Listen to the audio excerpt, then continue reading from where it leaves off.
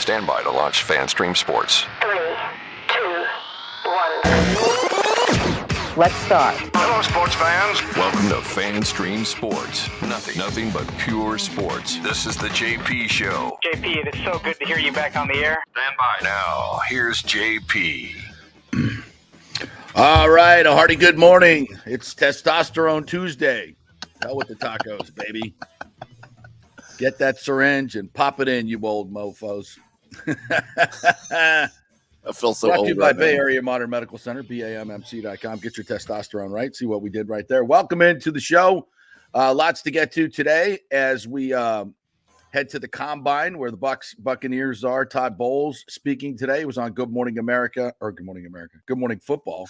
You remember watching Good Morning America back in the day where it was? When it mattered, like when Joan London was on it. Yes, Joan London, and who's the other guy? David Hartley. David Hartman. Hartman, there you David go. Hartman. Yeah. Yeah, when it was cool. When it was, this is cool to watch. We could watch morning shows and late night shows. Can't do that anymore, man. They can't. It's crazy. But welcome into the big show. We appreciate you guys jumping in here. We got lots to get to and great guests coming your way. Bobby the Chief Taylor is going to talk some hockey with us at 10:15. John Gerber, our PGA Pro, is going to have some picks for you. We're going to bring him on Testosterone Tuesdays now, so we can get our bets in order before the week starts. We got the Florida Swing coming, so we're going to dive. Favorite time of the PGA Tour. The Florida Swing, is it? Yeah, absolutely, man. Yeah, you gotta love the Florida Swing. Yeah.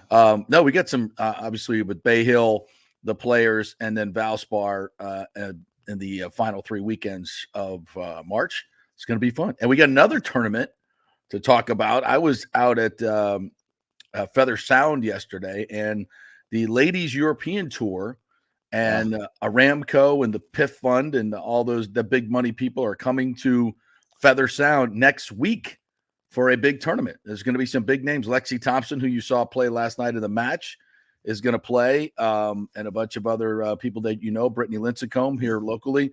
So some of the best LPGA players in the world. They got the whole setup out there. I played the course yesterday with the bleachers and everything out there and all this setup. It looks great.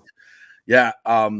So we definitely want to get that out there for you golf fans to come out and watch. It's going to be really cool this weekend. It's kind of a team format. So lots of golf going on. We got spring training going on. We got the Bucks going on. We got tons of stuff going on.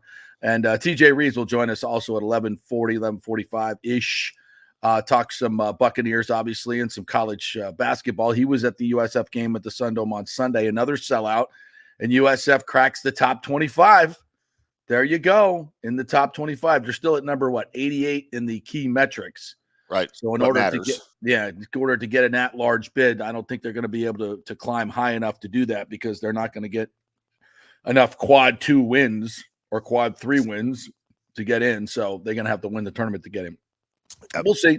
Lots of, and that's going to be in Fort Worth in your area there, Tim Ham. Right down the road. Good morning to you, my friend. How are you? Good morning, JP. It is February, today's the 27th. Yesterday it was February 26th. And it was a February 29th.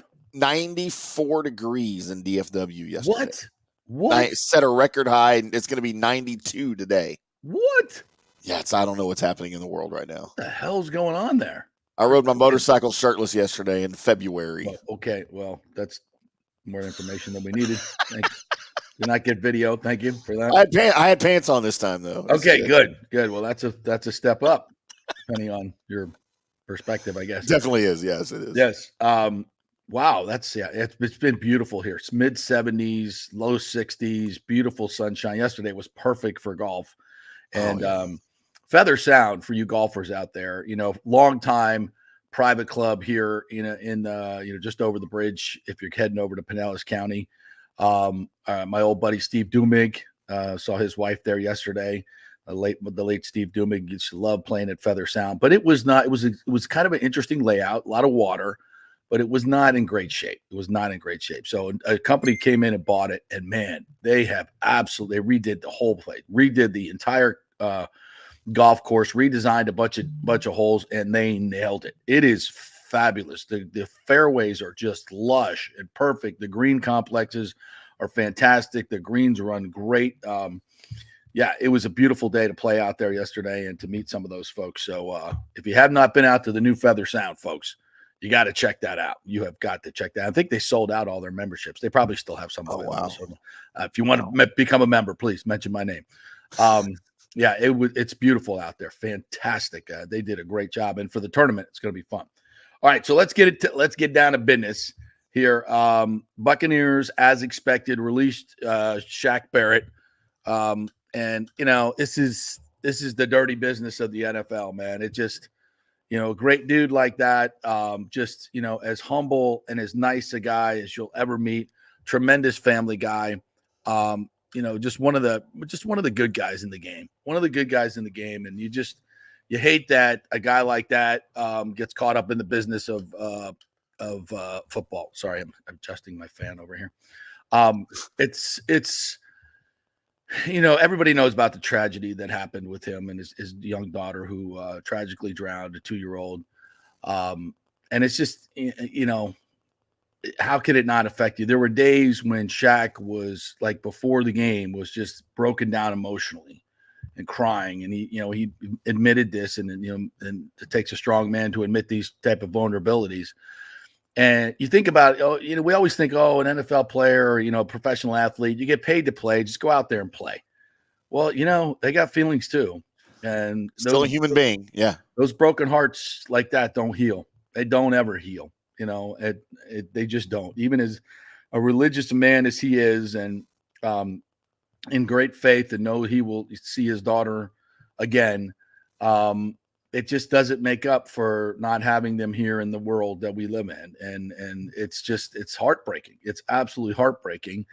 And so it was tough for him to play last year and coming off an Achilles injury. What could we really expect from Shaq last year?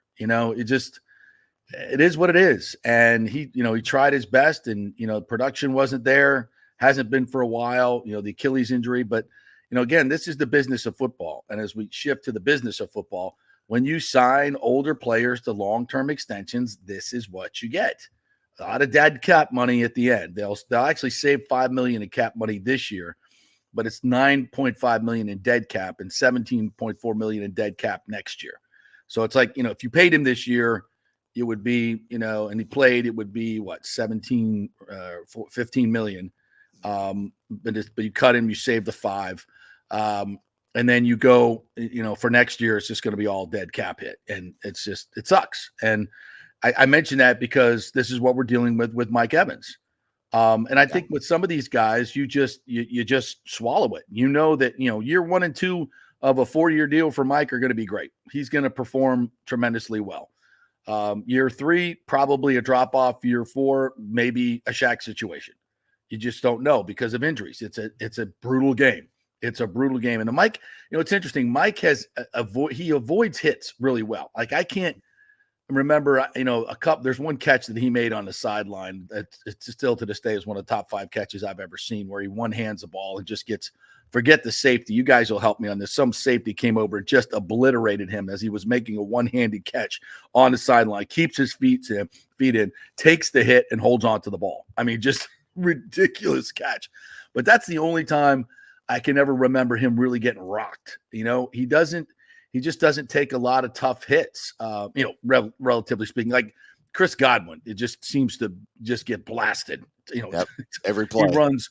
So, and Mike, he's been known to catch the ball and fall to the ground. I mean, I'm not saying in a cowardly way, but Mike likes to secure the ball and go to the ground. So there's, that's. Well, the first order of business is make the catch, right? Exactly. Make the catch. And that's the first order. Yak is extra. But there have been, many a time where we've all seen it where we're like, what are you doing, man? Like, get up, run. Like, why'd you fall to the ground right there? Just catch it and keep running. But so Mike, to his credit, that keeps him in the game. We want him in the game. Do you want to get injured for 3-4 extra yards? No, lay down. Fine. I'm good with it. That's fine. So that's why he's played, 10 seasons and has 1,000-yard seasons every year because he knows how to take care of his body. So it's a good thing. So I think that he can play deep into his 30s and I think be very effective. But, there's probably a good chance that the last couple of years of that contract may not be the best situation for the Bucs. But that's the business. That's the business of it. You sign him, you pay him, and you got him for the next few years. You get Baker and all that stuff. Again, we talked about this ad nauseum. Todd Bowles on Good Morning Football this morning reiterated it. We want them both back. We think we can get them back.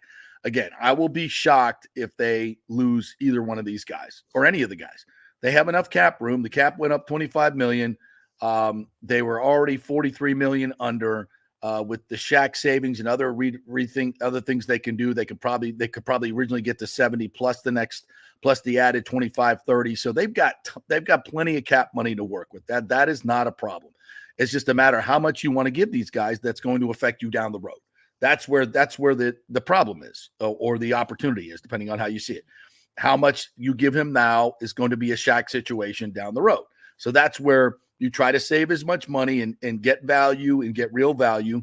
But, if you're in this situation where you've got older players but you really like them and you think they can really be productive, you pay them and you're going to eat them. It's just like, in baseball, you pay more for free agents, right? Young players are cheap. You're going to overpay for free agents. That's the way it is. It's the same thing in football too. You're going to overpay for free agents.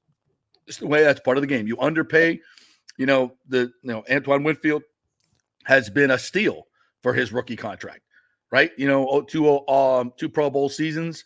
If he came in at market value, you would have been paying him $16 million a year from his rookie deal, but you hadn't. He probably made total 16 to 25 million in his rookie deal. Right. So you underpay those guys and you overpay the others.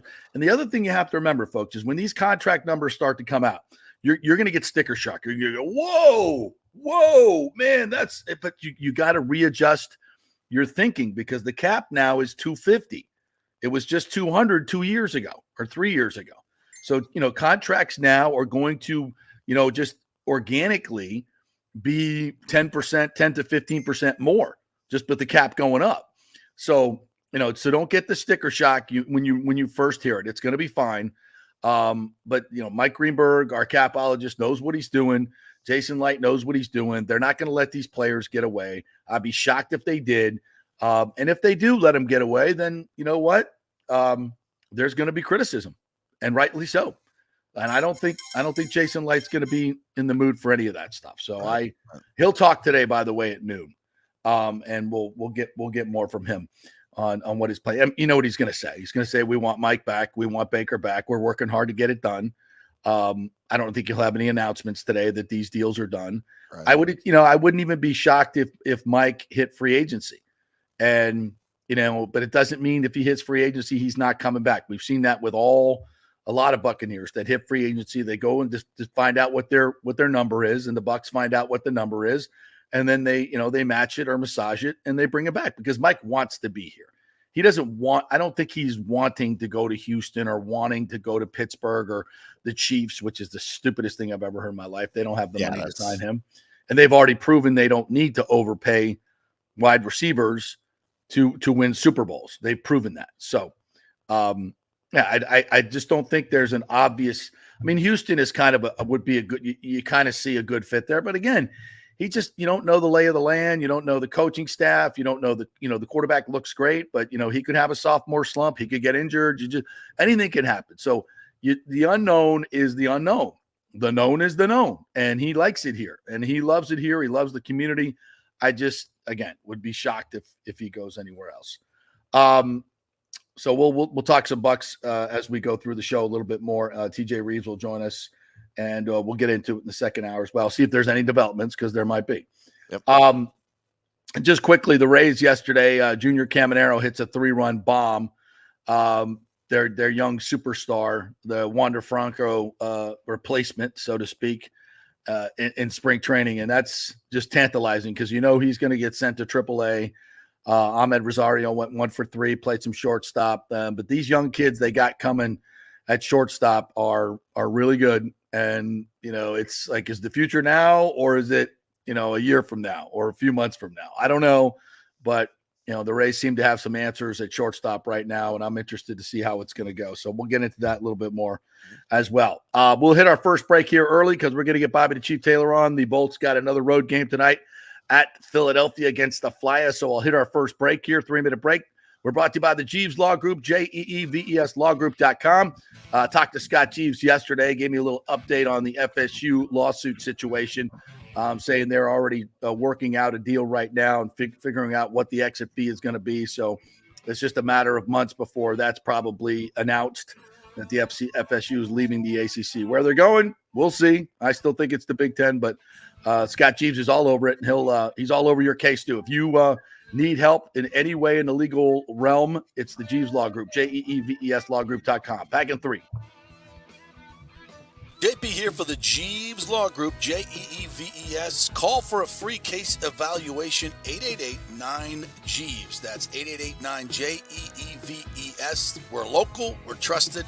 The law firm brings over 80 years of combined legal experience focusing on clients in Tampa Bay, the state of Florida, and national class action cases. If you're injured, get that free case evaluation, no cost to you. The Jeeves Law Group's focus is on auto, truck, and motorcycle accidents, as well as class action and consumer protection law. Scott Jeeves is a board-certified civil trial lawyer and a certified circuit court mediator practicing in the Tampa Bay area for over 30 years. You hear him on the show all the time. Great guy, big Gator fan, and great for the community. The Jeeves Law Group is a highly skilled team with years of experience that will apply their skills, expertise, and knowledge to assist individuals who have been in an accident with compensation for damages, lost wages, medical expenses, pain and suffering, and property damage. Get that free case evaluation, 888-9-JEEVES. That's 888-9-JEEVES. JP here for my good friends at Italiano Insurance, and they did it again. Once again, Italiano Insurance stepping up with the best customer service. I was in a bind. My old insurance company, my auto insurance, jacked up my rates, so I called Charity at Italiano Insurance, and she stayed till 9:30 at night until she got my insurance done. And guess what? She searched all these companies for me. I didn't do the work. She did. Saved me $1,000 on my annual premium. $1,000, folks. That's real money. And that's what you get at Italiano Insurance. Great customer service. And here's another note for you, by the way, with hurricane season up. 40% of people in Florida are underinsured. That means if you have something happen during a hurricane and you need replacement costs, you're going to get 40% less than you deserve. Can't let that happen. Call the folks at Italiano Insurance and get them to help you out in both those regards. They will save you money and keep you insured properly. That's 813-877-7799. Great folks in the community, been doing it for over 60 years. Italiano Insurance, 813-877-7799. Start the new year with a new diamond from the Gold and Diamond Source. It's still engagement season. Where better to get that special ring than the Gold and Diamond Source? Of course, I just got mine there. I'm engaged. You should do the same thing. Let's go. Gold and Diamond Source has the largest selection of engagement rings in the country. A literal jewelry superstore with 30 times the inventory of any normal jeweler. And if you have a loved one or a special person in your life who has a birthday this month, maybe you have an anniversary coming up, you can get 15% off the January birthstone, which is garnet, as in garnet and gold for all your Seminoles. Celebrate that mythical national championship. And it's the Gold and Diamond Source's 40th anniversary. For the past 40 years, they have taken pride in offering only natural diamonds formed over billions of years from the Earth's incredible forces. And gold prices are at an all-time high. Now's your chance to turn your jewelry box into a cash machine. It's the perfect time to trade in your broken or unworn pieces for something new and stunning. It's the Gold and Diamond Source, 3800 Omerton Road, always online at thegoldendiamondsource.com. Let's go. Right now, back to the show on FanStream Sports. All right, welcome back to the JP Peterson Show here on this Testosterone Taco Tuesday, whatever you want to call it. That's a good mix right there. That is great, man. I need a testosterone taco right now. There you go. There you go. Go to Bay Area Modern Medical Center. Let me talk to Chris about that. Yeah. Yeah, absolutely. Come up with a new marketing idea. I love it. All right, let's talk some hockey with our good friend Bobby the Chief Taylor, Bally Sports analyst. What's up, Chief? How you doing? He's not on yet. I'm still trying to get him. Once again. Come on, man. I know. Is he out walking his dog again? That's probably my fault. I didn't remind him. But yeah, probably. Yeah. That's, Chief's he is a dog lover. We all are, man. Love me the good pup. Yeah. But we got Johnny coming up right after this, so we'll have to get him on quick here. Yep. Trying it again. Let me try it one more time. All right, that's cool. Little information about tonight's game against the Philadelphia Flyers. The Lightning have won the last 8 games in Philadelphia. Can you imagine what Torts is telling his team right now in the locker room at the pregame skate? Listen, you sons of bitches, you have lost 8 straight at home to this team. Can you not defend your home ice? Can you not defend your home ice? They are 9-1 in their last 10 trips up to Philadelphia. So you know that the Lightning and the Flyers. This should be a very emotional and physical game tonight, I would expect. By the way, Brandon Hagel on a 13-game heater. I think he has 18 points over those 13 games. That's the longest active streak in the NHL right now, scoring streak. And he is he's had a good run against Philadelphia. And Cooch, last time we were in Philadelphia, which was in January, I believe, we win 6-3, and Cooch had 4 points. So I bet he's going to be a marked man tonight. We got him on, Timmy? I'm connecting Bluetooth. Okay. All right. So we'll see tonight. It should be a very spirited game, especially with the Lightning coming off 2 big wins over the weekend, getting those 4 points with teams that are chasing them, which is huge. Huge. There it is. I hear him. I hear Bobby the Chief or Darth Vader. One of the two. I did a show with Darth Vader on Saturday night, Star Wars night. What's up, Chief? How you doing, bud? I'm doing good, JP. Darth Vader, you did a show with? Yeah, when I do on Star Wars night, I do my intermission report, and I get invaded by all these kooky Star Wars characters. Boba Fett comes in, Darth Vader comes in, Chewie usually comes in, Chewbacca. So yeah, I have to sit there and here I am trying to be a professional broadcaster. Right? Doing I've got Franzone in one ear, I got Darth Vader breathing heavy in the other ear, and I'm supposed to be flawless in my presentation on television. I mean, it's not easy, Chief. I mean, this is what I do. I hear it. This is what I do. I hear you. I'll send it down to you next time and see if you like it. Yeah. There you go. Yeah. Well, great weekend for the team up in the New York area, getting a couple wins against the Devils and the Islanders. Let's talk about those 2 W's, and what we learned is when they don't allow a lot of goals, they win, right? Okay, exactly. How many times have you been hearing me moaning and groaning about the way they play defense? Oh my God. Yeah. I sound like that broken record all the time. Yeah, but you're right. You know what? I was so impressed with the Jersey game, especially the third period. They only had 3 shots. Now Jersey might be the best off the rush team in the league right now, and they just couldn't do anything. And I kept, JP. I mean, it's not rocket science that we're talking about here. It's just some very simple math in a sense. If you stop them at the blue line, they can't get in your zone to get set up and move the puck around like crazy, no matter what team you play. And they did that consistently in the third period. Consequently, Jersey only had 3 shots on goal. To me, would they go 11-7 this weekend, or certainly on Sunday? Max Crozier was in there. Stamkos moved down to the third line. Talk to me a little bit about these changes and how that worked out on the ice for him. Well, I think a little bit nervous, I guess, having a Crozier there. Crozier is one of the more steady guys they got back there. Yeah. In my mind, I mean, this kid I think could be really, really good. And you know how they crave that right shot, left shot matchup, and he's a right shot defenseman. And for me, on that right side, give him another 10 games, he should probably be the best right shot defenseman we got.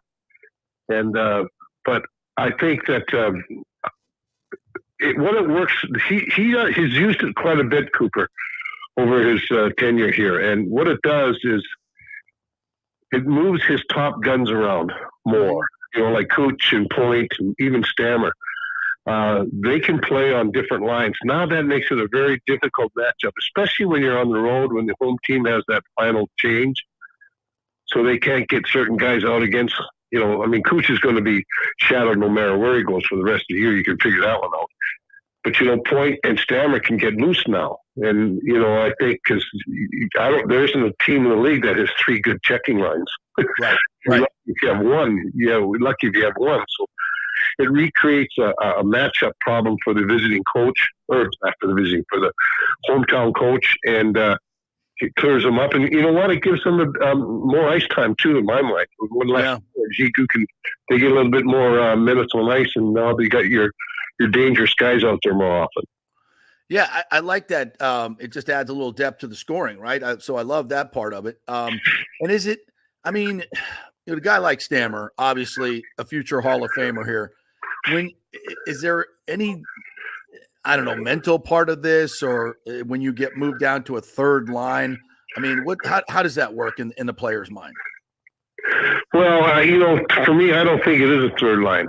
To me, exactly. It really should be third line. Yeah. I mean, they're trying to make him an offensive player, and he's decent, but his biggest assets are his strongest suit is defense. Right. And he's a tremendous third center. He's a good checker. He's a really good penalty killer. And if you're putting a little more pressure on him to score on that second unit, now then he gets away from what he does the best. And you can't have that. That's we've talked about that throughout the year. The biggest difference between this team and our teams that we had that won the cup and everything, that the third line, the fourth line, all knew what they were supposed to do, and they played within their structure. That's what's been the biggest problem for this team right now, is that a lot of guys haven't really decided that they have to be what they're supposed to be in order to win. They all want to be like Cooch and Point, and that don't work. They don't have the ability to do that. Right, exactly. You mentioned the other coach. That would be John Tortorella here tonight against the Flyers. I was just reading that the Lightning, I didn't know this, but they have won 8 straight in Philadelphia. 8 straight games they've won in Philly. Yeah, I didn't know that. I'm like, I think that might be a point of contention for Torts in the pregame speech, you think? Oh, yeah, for sure. But I mean, but they're such a surprise club. Yeah. I mean, when you look at it, I mean, who would have thought? I didn't even think that. I mean, Keith Jones has done a tremendous job of coming in there and really getting them back to the culture of winning that they've had for years there. And they're doing a pretty good job. And they play a very hard game. They're a physical team as they have been in years past. But I think one of the things that they don't score a lot. And but for me, it's a matter of and we're getting into the time of the year where I don't think you're going to see a lot of huge scores. Of course, there goes that right out the door when I finish saying that 7-6 loss that they had Philadelphia with Pittsburgh.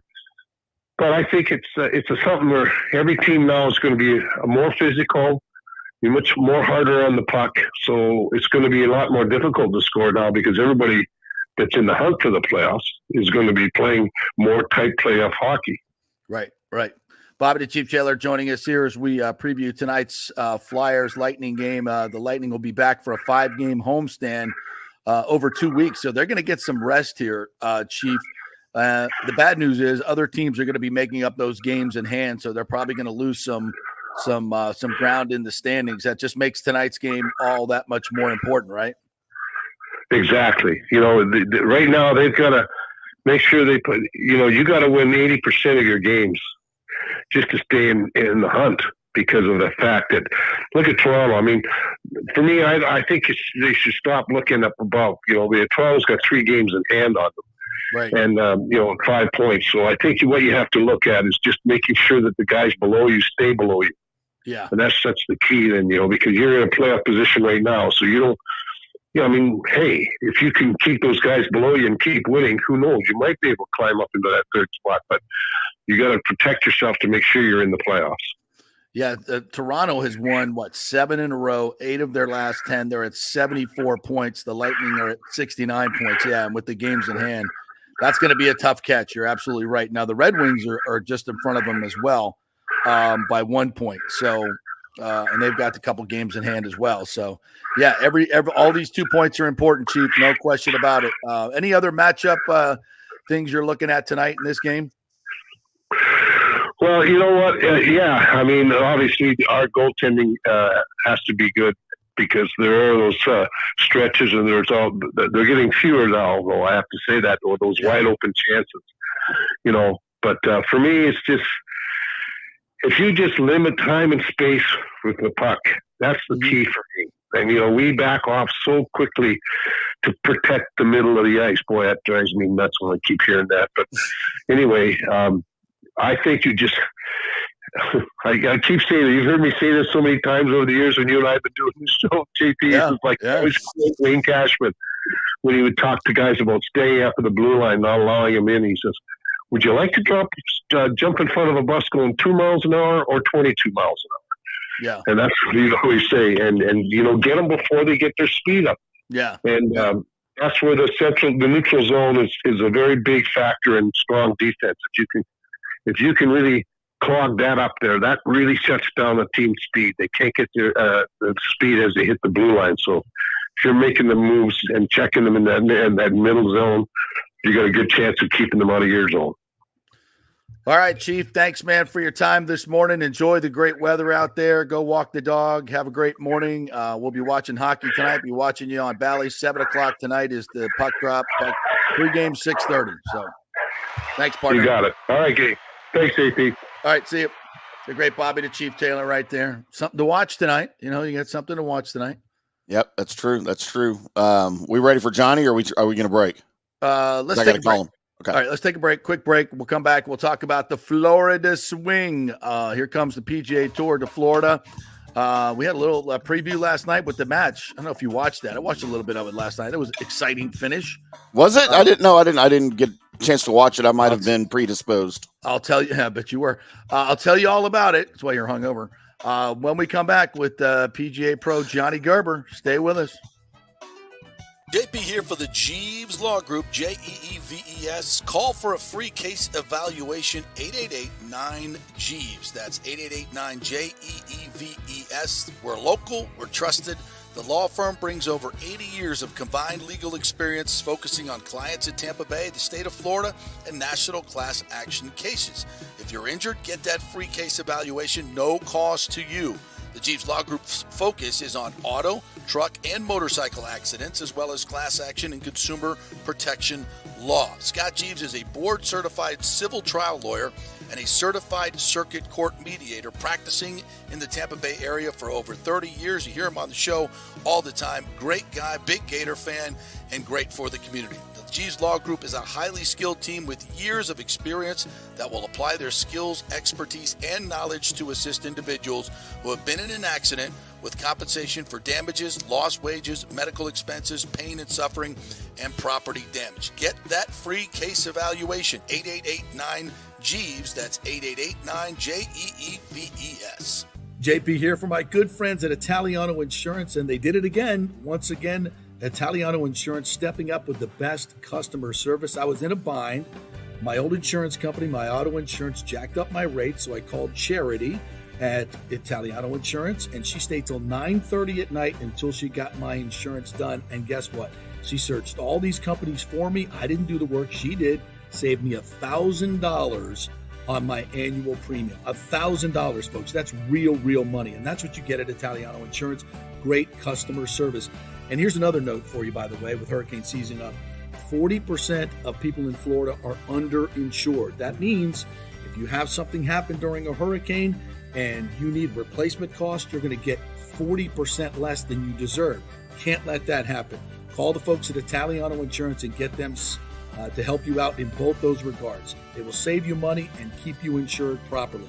That's 813-877-7799. Great folks in the community, been doing it for over 60 years. Italiano Insurance, 813-877-7799. Start the new year with a new diamond from the Gold and Diamond Source. It's still engagement season. Where better to get that special ring than the Gold and Diamond Source? Of course, I just got mine there. I'm engaged. You should do the same thing. Let's go. Gold and Diamond Source has the largest selection of engagement rings in the country. A literal jewelry superstore with 30 times the inventory of any normal jeweler. And if you have a loved one or a special person in your life who has a birthday this month, maybe you have an anniversary coming up, you can get 15% off the January birthstone, which is garnet, as in garnet and gold for all your Seminoles. Celebrate that mythical national championship. And it's the Gold and Diamond Source's 40th anniversary. For the past 40 years, they have taken pride in offering only natural diamonds formed over billions of years from the Earth's incredible forces. And gold prices are at an all-time high. Now's your chance to turn your jewelry box into a cash machine. It's the perfect time to trade in your broken or unworn pieces for something new and stunning. It's the Gold and Diamond Source, 3800 Almerton Road, always online at thegoldendiamondsource.com.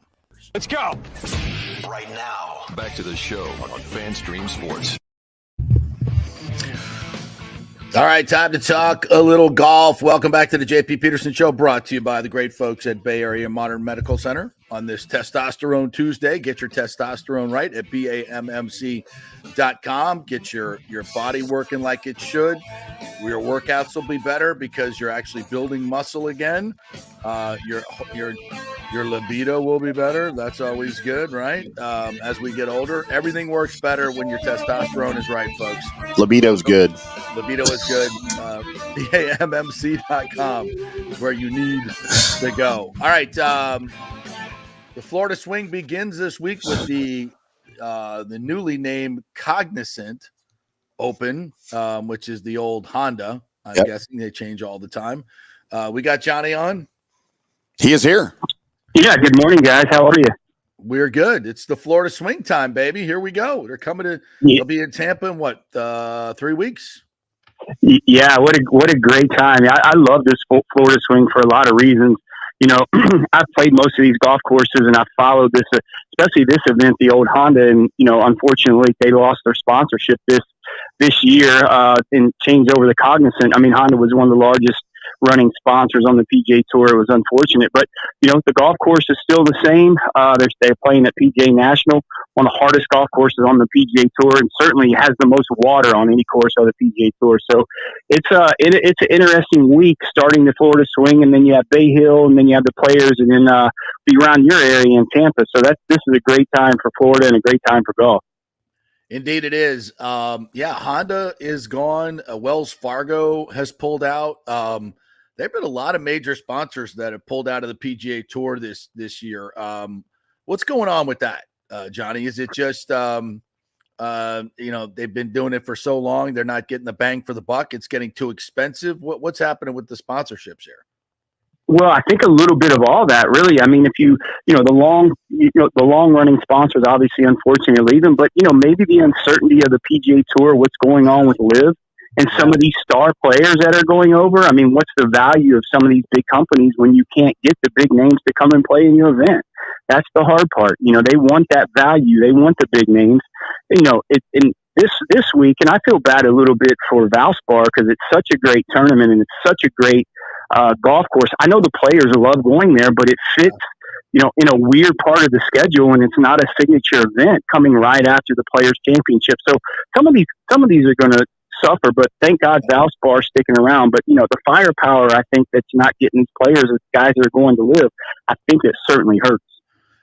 Yeah, and good for Valspar. They've put together a really good field already. They've got Jordan Spieth is coming, Xander Schauffele. I think they've got 8 of the top 25 players in their field, which for a non-signature event is fantastic. So they've Tracy West and Rondé Barber have done a great job of filling up that field. And of course, we got the Cole Swindell concert on Saturday night. So that's good. You get with your ticket. So they do a great job. Fans first. They won the award for putting fans first on the PGA Tour. So they've done a great job. They're hoping for another huge gallery out there. So, but you're right. And we talked about this a little last week with Gary Koch.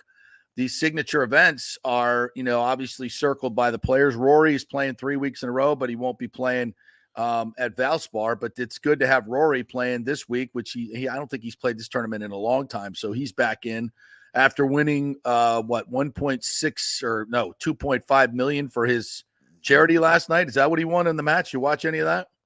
Yeah, I watched a little bit of it.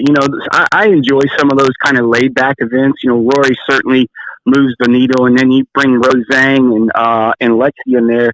It certainly brings a different perspective on the lady side. And Tim's guy, that Max Homa, certainly brings a different element to it. But some of those things are fun. But I don't know. I think Rory, is trying to do everything he can to promote the game now. It's kind of put on his shoulders a little bit, but it was fun. It was good to see. It was good to see that, and exciting things next week. I know you mentioned about the tournament, the ladies event going to Feather Sound, which is, as you said, it's a great golf course. They redid it a few years ago. One of my good friends, Johnny Renaud, is the director of golf there, and he was really excited about the event. So good things in that Tampa area for sure in the next 3 to 4 weeks. Yeah, Johnny, we've had. Sorry, JP, go ahead. We've had 3 first-time winners already this season. You and I talked about it last night on the From the Rough podcast. We've had, of course, the amateur Nick Dunlap has won. Matthew Pavon has won, and now this past weekend, my new guy. I still like Max Homa, but I think Jake Knapp's my new guy, as I missed out on by 2 weeks him winning for me. But is this with these three guys that we've had now, and it's very early still in the season? Is this a product of the whole live golf thing and some guys defecting to go over there, and the so-called watered down talent that we have on the PGA Tour now? That's a good question. I think it's a little bit of not just that. I think it's a little bit, the guys are really good. I mean, really, the PGA Tour is in terms of player-wise, and even the DP World Tour and golf in general is in such a good place. It just goes to show there's guys that can play that you may have never heard of, and then given these opportunities to play in Mexico, and then in next week they're going to play an alternate field event also in Puerto Rico. These guys can play all the way around the world, and it's just given those opportunities. And these guys aren't mad that they're winning. These young guys that are winning, they're not mad. These guys are going over to live golf because it just gives them more opportunities. And it happens, every year. You'll get 2 or 3 first-time winners, the guys you may never heard of. I mean, who heard of Scotty Scheffler 4 or 5 years ago, really? And that's just how he got his run, playing in some of these, lesser tier events. Same with Jordan Spieth, winning the John Deere kind of catapulted his career. So I'm all for getting these young guys, starts on the PGA Tour for sure. Yeah, that said, I think Timmy's right that there, and you as well. It does look watered down. I mean, the PGA Tour event this weekend and the Mexico Open, I don't even know what that was. I didn't recognize anybody on that leaderboard at all. And so that's kind of where I'm at with the PGA Tour right now. There's been a lot of weeks where I turn it on Sunday and I'm like, what is this? Like, what is this? I think it's a problem for the tour right now. They've got to find some solution with these live players. They got to get a bunch of them back week to week playing, at least in my opinion. I don't know what that solution is. This is big money way over my head, but I don't know. I think golf's in trouble right now. I really do. Yeah. For the consumer, the general consumer, certainly, they're not bringing eyeballs. The guys that are playing some of these events, they're not bringing eyeballs to the TV because they want to see the stars. But for the people in the know of golf, we don't definitively think it's a bad thing because you never know who that next up and coming rising star is. So the balance is tough, but I certainly do think the PGA Tour is in trouble, and I think they're going to have to push the envelope a little bit to get this merger done with live golf in some sort of fashion. It's just really going to happen. And you're seeing a little bit of a change in some of these, especially with the Masters coming up here soon, is they're giving more exemptions in more categories so they can fill that field. Yeah. And that's a tough thing, so some of these guys that just didn't jump out of that top 50 that are playing the live tour that would have been in the Masters, but they're not getting those world ranking points. And now they're not going to play unless you're a past champion. So yeah, they're scattering a little bit, but there certainly has to be something done, and I certainly believe that there's a way to coexist. And I think you mentioned the Masters. They invited Joaquin Niemann, who certainly is on the live tour and has won some out there. But when the Masters put out the press release, they didn't mention anything about what he'd done on the live tour. So this was more of you won the Latin American Amateur, which obviously is something that gets a spot in the Masters from years previous when he won it. But that doesn't carry over. So they had to give him a special exemption. I think that's the right thing to do. And I think the Masters is going to make sure they have the best players on the planet playing every year, bar none. I can't think of anybody who's going to miss this year. Can you? That's on that's reserving, that's on the live tour and doesn't have the world ranking points. Yeah, not off the top of my head, potentially not. So, but that's always a short and limited field, anyways. They're always around 80 to 90 players, and I think the Joaquin Neiman, he wouldn't have fit that category in the past. But I think getting a guy like that who can kind of bring that South America audience to the Masters certainly helps, and that's something they certainly need to do. And you look at some of the other events that they've created, like the African Amateur. That wasn't existing 2 years ago. So they put another category. The winner of that gets in. So they're trying to being broad a little bit to try to fill that field. I think currently there might only be 60 players in the Masters that have, I think they want to try to get to 80, and they potentially could open up some categories to get some of these guys in. Yep. Johnny Gerber, PGA Pro, joining us here. I don't know if we've talked about this, but what is the update on the ball situation? I know that they made some rules that are going to take effect in the future. Was that kind of a trial balloon stuff when they put it out there? Are they still serious about making a uniform ball for the PGA Tour? Where are we at with that? Yeah, it's looking like that. I think they gave him about a 2-year window, shall I say, to really kind of narrow it down and see if it's going to really work. I think there was so much backlash at the beginning. I think they're going to kind of think about it a little bit. It's not set in stone that they are going to do it. My opinion, I think it's a bad move. My opinion, I just think for the manufacturers and things like that, I think it puts a little bit of strain on the ball. In the different categories for the ball and having so many different golf balls. But I think they're going to play around with it and see what the audience really says about it before they make it really official and make it mandatory. Okay. All right. Let's get into this week and who we think might make us some money. Rory McIlroy, as I mentioned, returns for the first time since 2018. He's played here a lot, but not since 2018. He's a former champion. I'm guessing he would be at the top of your board, but you always look for value since he's probably going to be the favorite. He's probably not going to be in your picks, but let me hear him. What do you got? Yeah, we're looking. It's a little early. We'll post these picks out tomorrow, official picks, as we always do. Top three outright winners, a long shot, 2 top 10s and top 20s. But certainly, I have a few guys that I'm looking at. I mean, it's very difficult to get away from the Georgia guys. I mean, if you look at all these Georgia guys, there's four past winners of the Honda or Cognizant that went to University of Georgia. So you have Henley, Straka, Mitchell, and Kirk. So these guys certainly know the golf course, love the golf course because it's very similar grass that they play in that Georgia area. It's a very old school course, Bermuda. So these guys in Georgia really like that stuff. So look for some of these Georgia guys to potentially do well, like a Henley, Russell Henley. I kind of like the trending of Steven Yeager. He's played well. He's going to win this year. And it's not an overly long golf course. It's more strategic. As I said, it has the most water on the PGA Tour. So maybe for a guy like Rory, it's going to take the driver away from him and play a little bit more strategic. But this Steven Yeager, he's kind of up and coming. I really like the way he's playing, especially last week in his last round. But I'm kind of waiting for Cam Young to do something. Is this a good spot? Is this a good spot for him? I mean, I know.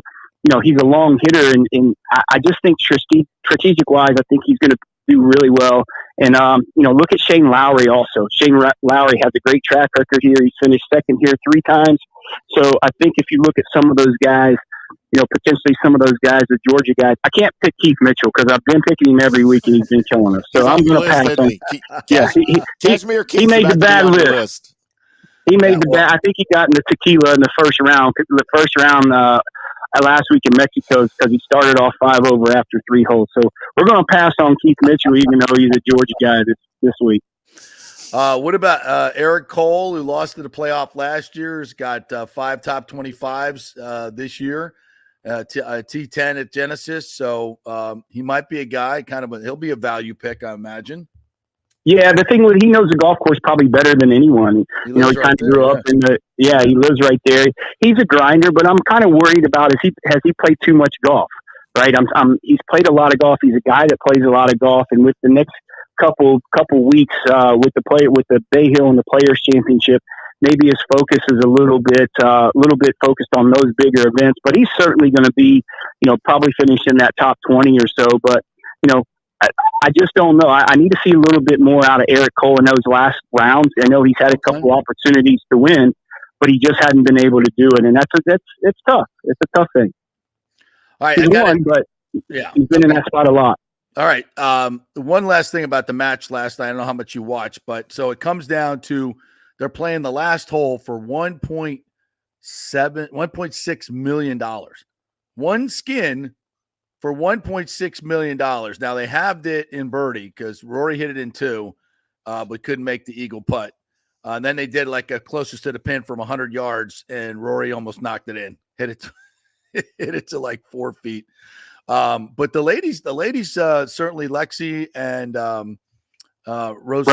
Yeah, they really held their own. That was kind of entertaining last night. I like the fact that they worked the ladies in there, and we'll see Lexi Thompson here next week at the at the tournament at Feather Sound. So yeah, one of the cool things is, I mean, did you notice how far Lexi hits a golf ball? I mean, she can compete with the guys when it comes to that, and that's a big advantage for her. Rose isn't nearly that long, but her precision is certainly as good as anybody on the PGA Tour. So that gap between the ladies, and it's great that they're doing this. So these guys, as the general public and the general consumer of golf, can see that these ladies can really play, and that gap is really narrowing between the ladies and the men's when it comes to length, talent, and things like that. So it's really good to see. And two of those personalities like Rose, you'll see, she's kind of stoic most of the time, but her personality came out a little bit. Yeah. And certainly Lexi moves the needle in ladies golf. Well, I will say to the Capital One sponsors, I'd much rather see lady professional golfers than Patrick Mahomes and Travis Kelce playing golf like they did. No doubt. So I think that was definitely an upgrade. No. And we're sick of those two anyway. All right, my friend, tell everybody how they can get your content from the Rough Podcast, all that good stuff. Yeah, we're from the Rough Podcast on FanStream Sports. We will be we do our live show Mondays and Wednesdays. We're going to start some Saturday shows. I know we keep saying that, but we're going to certainly start some Saturday shows. That for 2 years, Johnny. Yeah, I know. 5 o'clock Central, and then we'll be posting. You can follow me on Jay Gerber PGA Pro. We'll be posting our picks on Wednesday afternoon, and then we'll be doing our matchups on Saturday and Sunday if we like something that we like after the cut is made. But this is the swing that we really make some hay. We're a little bit in the red right now, but we were last year, and these next 4 weeks is really where we're going to cash in and make some money for everybody.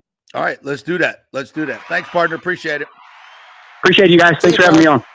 Thanks. Yeah, so the tournament coming up next week is the Aramco team tournament, and it's going to be a different format. They have 3 pros, 3 female European ladies pros, and then there'll be some American players in there as well. Lexi Thompson's playing, Brittany Lincecum playing, so there'll be a couple more of those that you know, locals here. Brittany was at the press conference yesterday. She's excited to play. She was out there at Feather Sound, shot 65, I think. Oh, wow.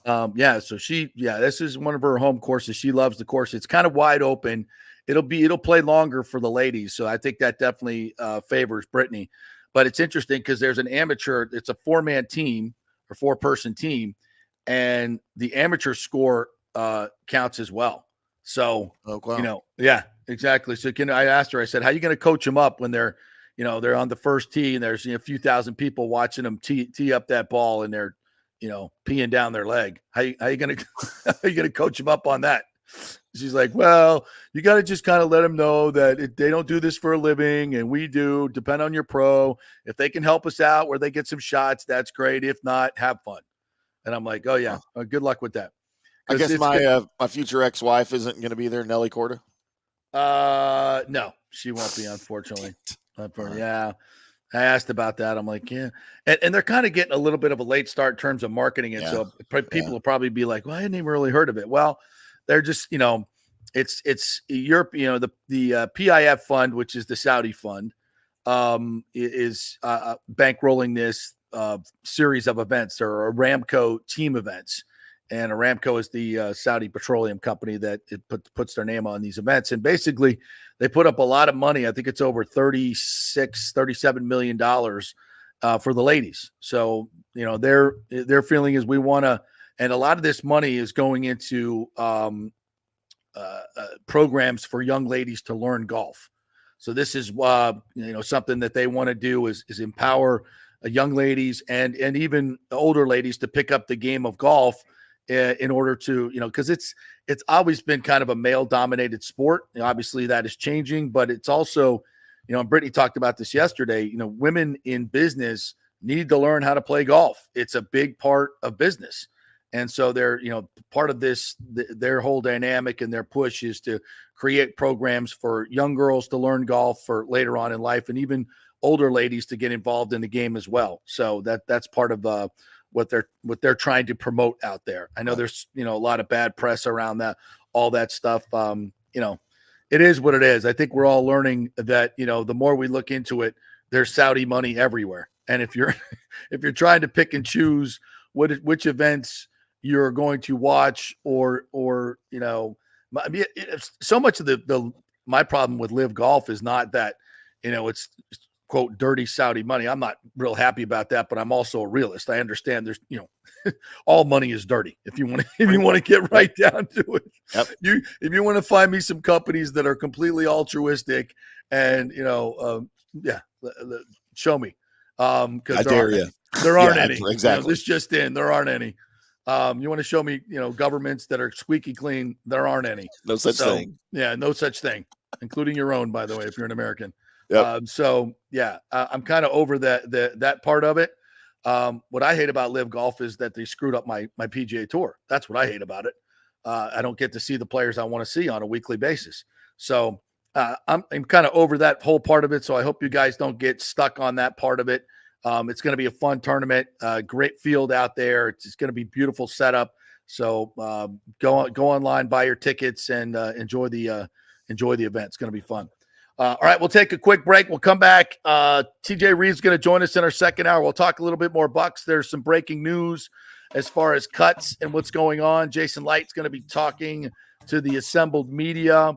Todd Bowles already spoke this morning at the Combine, so we'll get into all that when we come back. We're brought to you by Italiano Insurance, the best customer service there is, folks. I've been using them for years and years.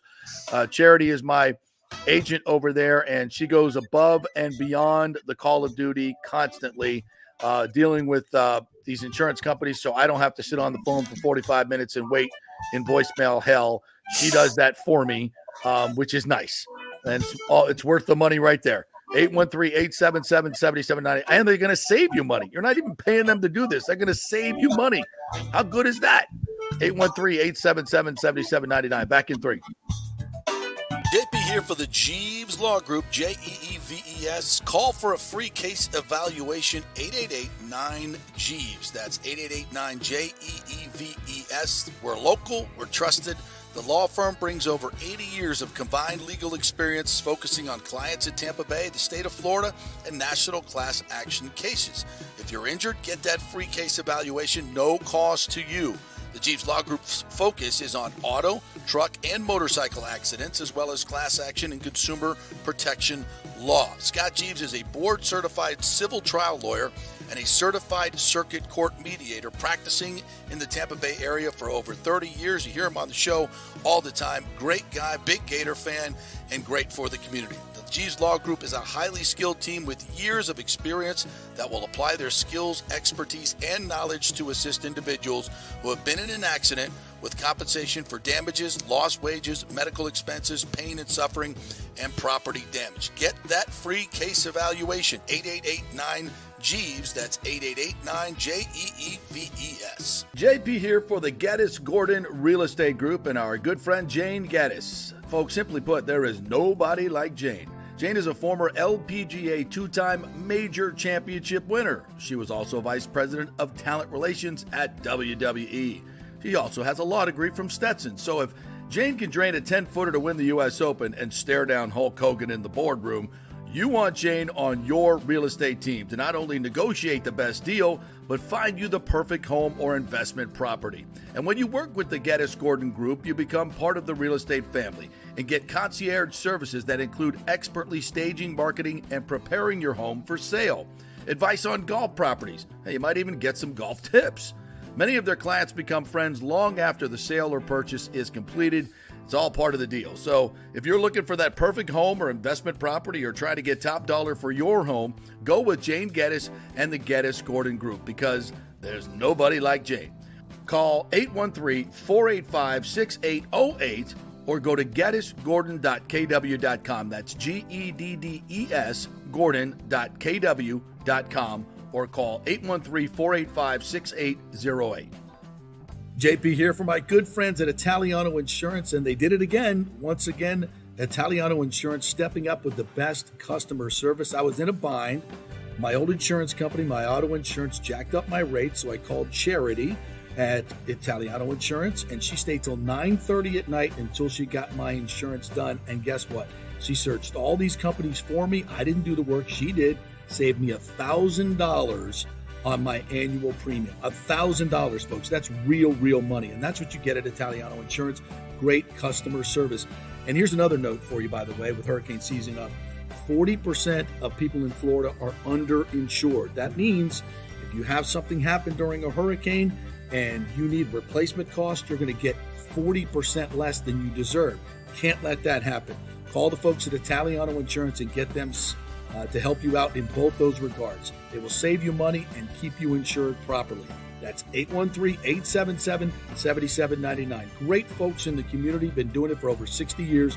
Italiano Insurance, 813-877-7799. Let's go. Right now, back to the show on FanStream Sports. All right, welcome back to the JP Peterson Show on this testosterone-fueled Tuesday. That sounds even better, doesn't it? Testosterone taco fueled Tuesday. Testosterone. Who doesn't want a testosterone taco? That just sounds bad, doesn't it? I don't know. We can have one for lunch, I think. Yeah, I think you better get one. There's a lot of double entendres going on there with the testosterone taco. That's for sure. Brought to you by Bay Area Modern Medical Center and the Gold and Diamond Source. Always a great time to, if you screwed up Valentine's Day, get your butt over to the Gold and Diamond Source and take care of that. If you're looking to get engaged, that's the place to go. Looking for a baller watch, looking for one of those Rolex watches or tags, they got a great selection there, so go check that out. Always the best prices, and if you want to get rid of some of that old jewelry that you don't wear anymore, they pay the best for gold and silver.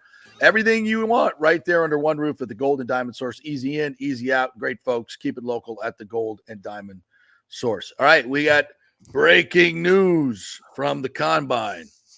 Raheem Morris, our good friend Coach Raw, was at the podium today.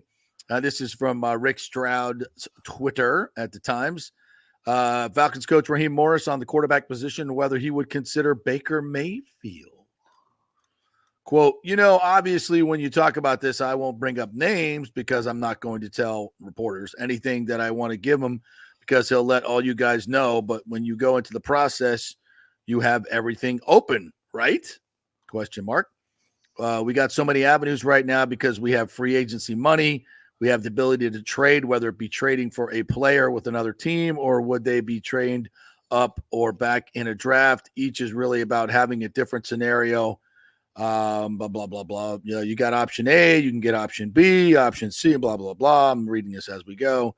So basically he said, sure, it's an option. It's an option. And from some of his other earlier quotes I read, it looks like they're leaning more towards an experienced quarterback. Like, I don't think they're looking to move up in the draft to get a rookie quarterback, which is interesting. Now, this could be a smokescreen, right? They could make a trade tomorrow to move up into the top three. Who knows?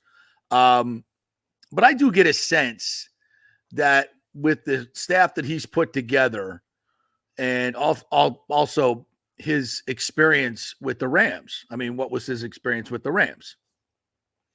They made a trade for an experienced quarterback and they won a Super Bowl. So I still feel like Justin Fields is so much of a better fit there. And I think, Tim, it's not just about X's and O's, right?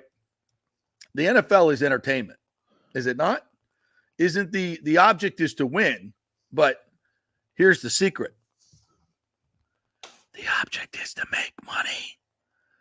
That's why they're doing it. That's why they're in the business. For the players, the coaches, they also are in it to make money. But, owners want to win. Yes, there's no question about that. But they also like to make money. And if you go out and get a Baker Mayfield Now, the thing is about that, you don't have to give up any compensation.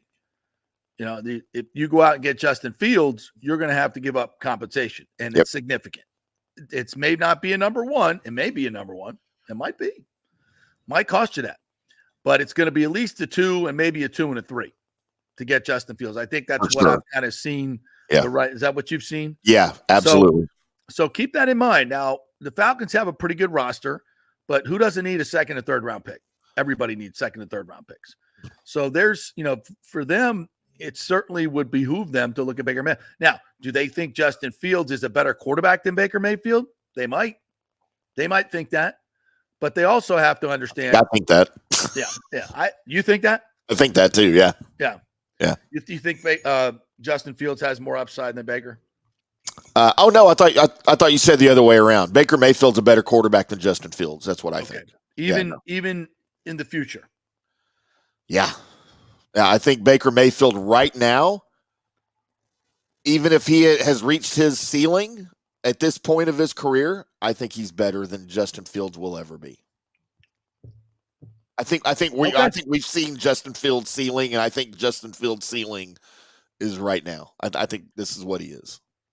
Yeah, I don't know, but yeah, you're a little higher on him than I am. I know for sure. I think I've seen enough of him to think that he can.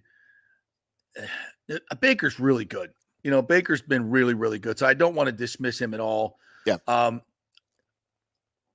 I think, betting man, if I had to make a bet on it, do I ever think Justin Fields is going to put up a season like Baker Mayfield did this year? Mm-hmm. I think he could equal that. Could he be significantly better? No. Could he be significantly worse? Yeah. Right. Yeah. So, I mean, but here's the thing about the Falcons. Justin Fields is from Atlanta. Mm-hmm. He's a hometown kid. I've talked to my friends in Atlanta. The Falcons are still taking crap for passing on him in the draft. Because look what they did. They've not found a quarterback. Yeah. They've not found a quarterback. So, this is a situation where, and it's interesting because Atlanta had the chance to hire Raheem Morris as their full-time coach when he was the interim coach. And I think he went 3-5. It wasn't bad, but I remember it being, that he did a pretty good job, as I recall. I'd have to go, break it down, but obviously they hired him back. So they thought he did a pretty good job. So they're trying to right a lot of wrongs.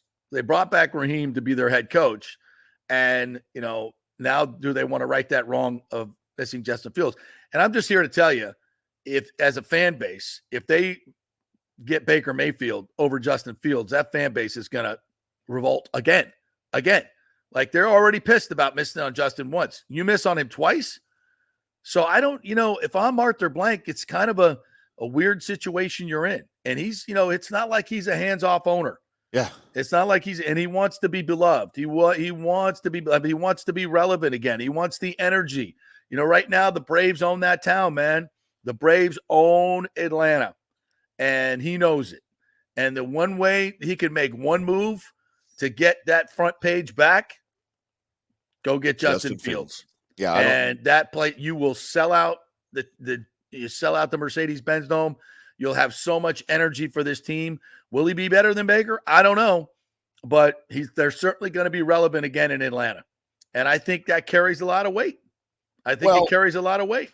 And like you said, the business is that's good for the Bucks, by the way. Yeah, the business is to make money, right?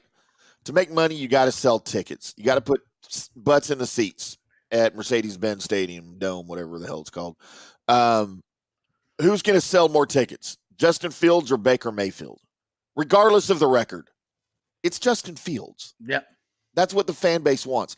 By the way, I've been monitoring all of the chatter at the Combine here the last couple of days, and it's all hot and heavy today because all the GMs and coaches and owners that are there it's a big day. are all speaking. It's all coming off across X. Terry Fontenot, GM of the Falcons, has already spoken today, and he's on record saying we're looking for a quarterback this season. Look, dude, they have rolled through Marcus Mariota. They've rolled through Desmond Ridder. They've rolled through Taylor Heineke.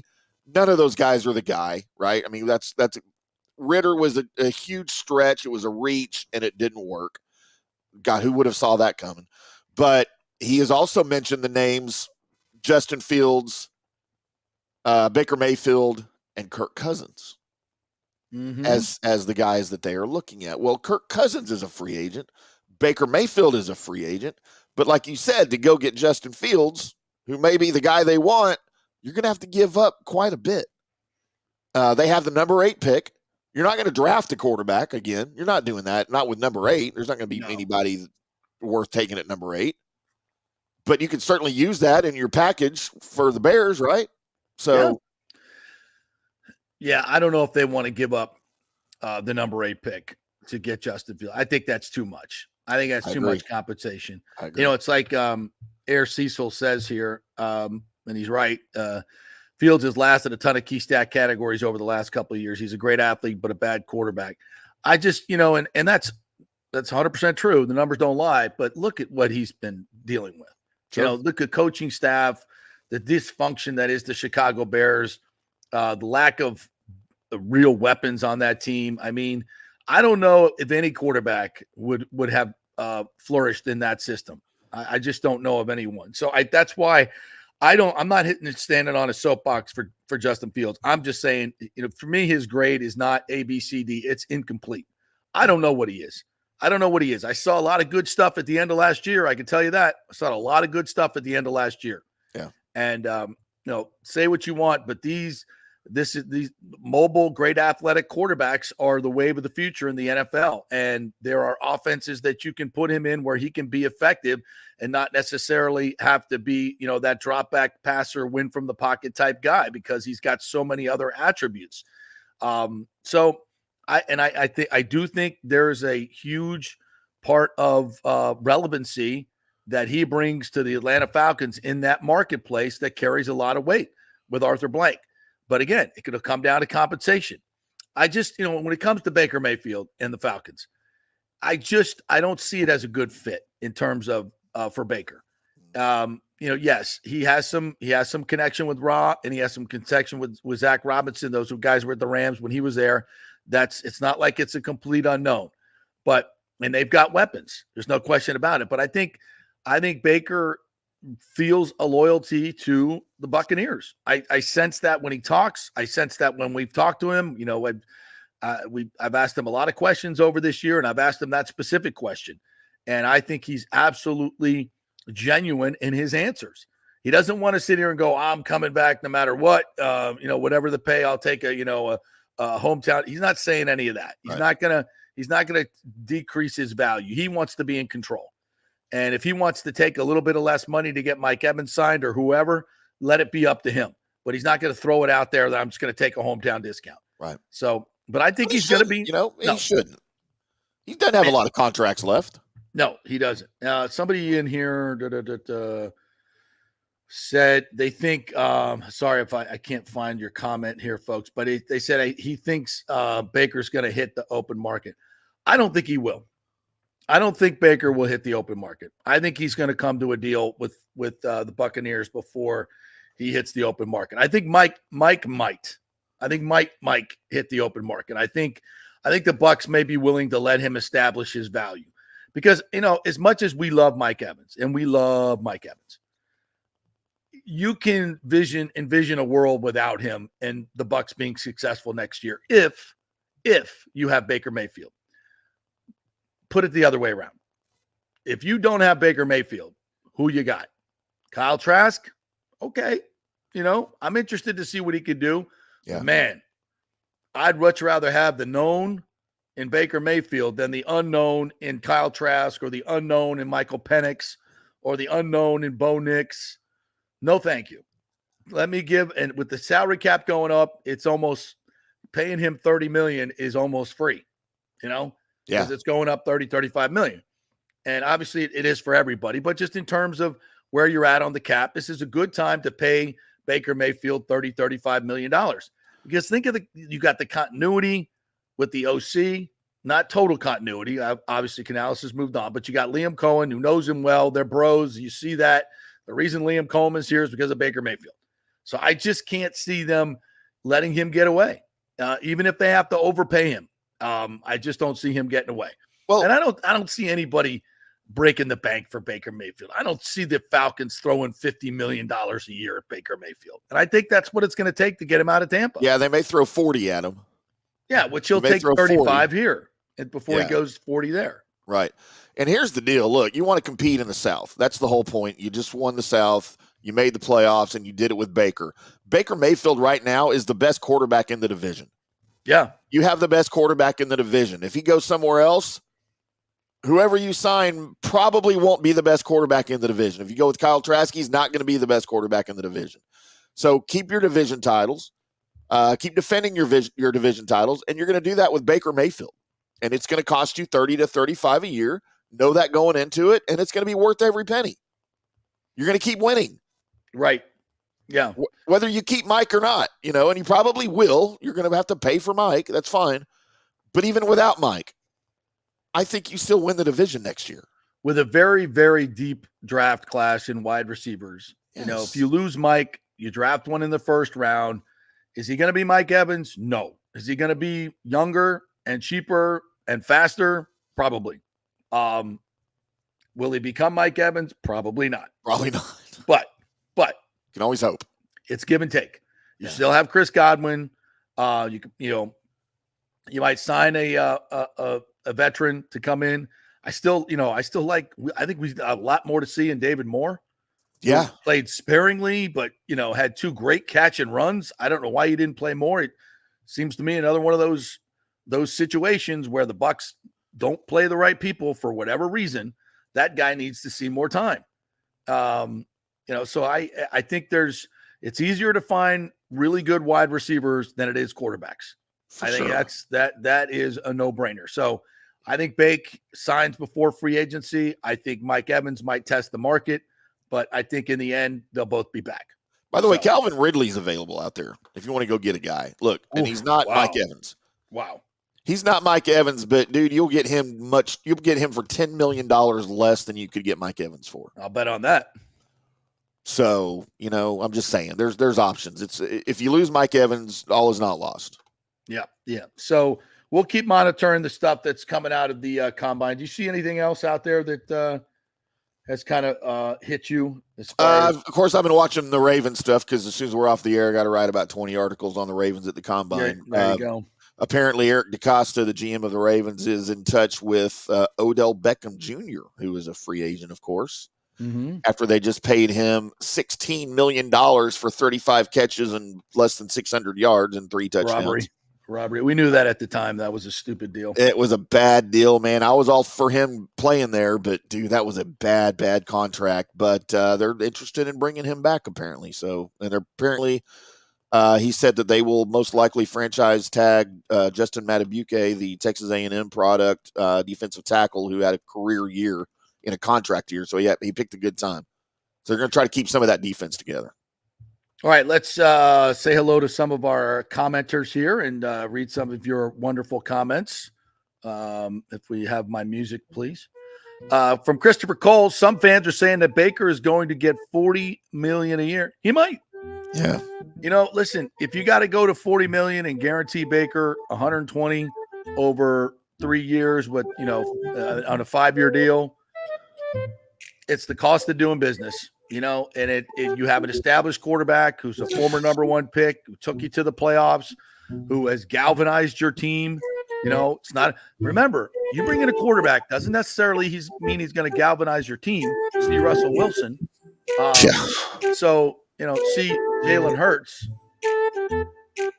I don't know what the hell's going on in Philadelphia, but there's a lot of finger pointing under the table at Jalen Hurts. And I love it. Did you hear about that? Yes. There's no specifics out there yet, but I know, there've been a couple people who are like, yeah, something went down. I can't talk about it, but it's Jalen Hurts related and it's not fixable. Did Jalen Hurts sleep with Connor Bedard's mom too? It kind of feels that way. It kind of feels like it's one of those things. It was at the Carton show. He was talking about it. Like, I can't say who it is, but I got sources that are telling me that it's one of the most popular players, and like you dancing around it, everything saying Jalen Hurts. So, like I said, the known. What do we know about Baker Mayfield? He's a scrappy guy. He's given his team an identity. He can play. He can bring teams back in the moment. He's cool under pressure. He makes big throws. He's not afraid. He's got some mobility to him. It's a lot of good. He ain't perfect. But he's so much better than the other. If we got to pay him $40 million, pay him $40 million. So be it. James says Bucks need both Baker and Mike. Evans' presence made Godwin more and Palmer better. No question about that. But if you got to choose between the two, James, who you got? I'll put that out. You got to choose between Baker and Evans just for fun. We want them both back. But if you had to choose, who would you choose? Baker. As much as I love Mike, it's football. Quarterback is the most important position. Hard to find. Really, really hard to find good ones. So it's less to do about the players, more to do about the position. Yeah. In this. So we're not dissing anybody. Nope. Nathan Elliott, good morning to you, my friend. Says winning puts arses into seats. Best man up, not the home ties and cries from the demands of fans. I get that, Nathan. And I agree with you, by the way. Yeah. But you're not the one signing the checks. You're not the one. You bring in Justin Fields, you immediately sell 15,000 season tickets in Atlanta. Just telling you that's how it is. You bring in Baker, maybe 5. And by the way, look what just happened up in Pittsburgh when they decided to draft the hometown guy because he's a hometown guy. Kenny Pickett is not a good quarterback. He is not the answer for the Steelers, and they are still looking for a quarterback. Do you think they drafted him because he was a hometown guy? No? Yes, 100%. I mean, I think they thought he could play for sure. I'm not saying just because he's a hometown guy, but it didn't hurt, right, with the fan base? Yeah. Yeah, and here's Air Cecil saying this right there. He can't read the field, and he doesn't win games. That said, I love for Atlanta to trade for him. Maybe that's part of my motivation. Right. Yeah, I mean, I think, look, would it shock me if they went and traded for Justin Fields and Atlanta won the South? No. I think Zach Robinson and Raheem Morris with Justin Fields and his athleticism with those weapons, I think they would have a very effective offense. Right. I just do. I think they would find a way with his athleticism for them to be effective. He's a tremendous runner. He is a tremendous runner. Much better than Baker. And he can throw the football. He's got a cannon. Is he as accurate as you want? No. But you put him on with that roster and that coaching staff. I think it certainly looks good on paper. What else we got? Coach Killer says Nathan Elliott. I don't think there's a lot of those out there. Yeah. Did y'all happen to hear Johnny Manziel's comments? Which ones? Yeah. I saw that he did an interview and people were talking about it. I didn't dive into it. Did you, Tim? Yeah, I read some of it. I actually wrote a piece about him, not about that, over at allaggies.com. But he apparently he's bashing a lot of the Browns players that he played with for not being supportive. Yeah. For those on radio or making my what the F face? JP has a huge question mark over his head right now, as most of us do with Johnny Manziel. I mean, maybe it had a little bit to do with you, Johnny. Your lack of professionalism. Maybe they didn't see the commitment from you that they were hoping for. Maybe. I don't know. I mean, he's already admitted he wasn't trying, right? He never exactly. I mean, he already admitted he was at fault. So why are you going to come out and start blaming other people 2-3 years later? Come on. Oh, the society we live in, bro. And I love Johnny Manziel. I am a Johnny Manziel guy, right? But I still have a Cleveland Browns Johnny Manziel jersey. I have a Montreal Alouettes Johnny Manziel jersey. Jesus Christ. I mean, that's my favorite CFL team, obviously. I used to live in Montreal. So, but still, man, golly, just shut your mouth. The world we live in. Why take responsibility when we can throw it on others, right?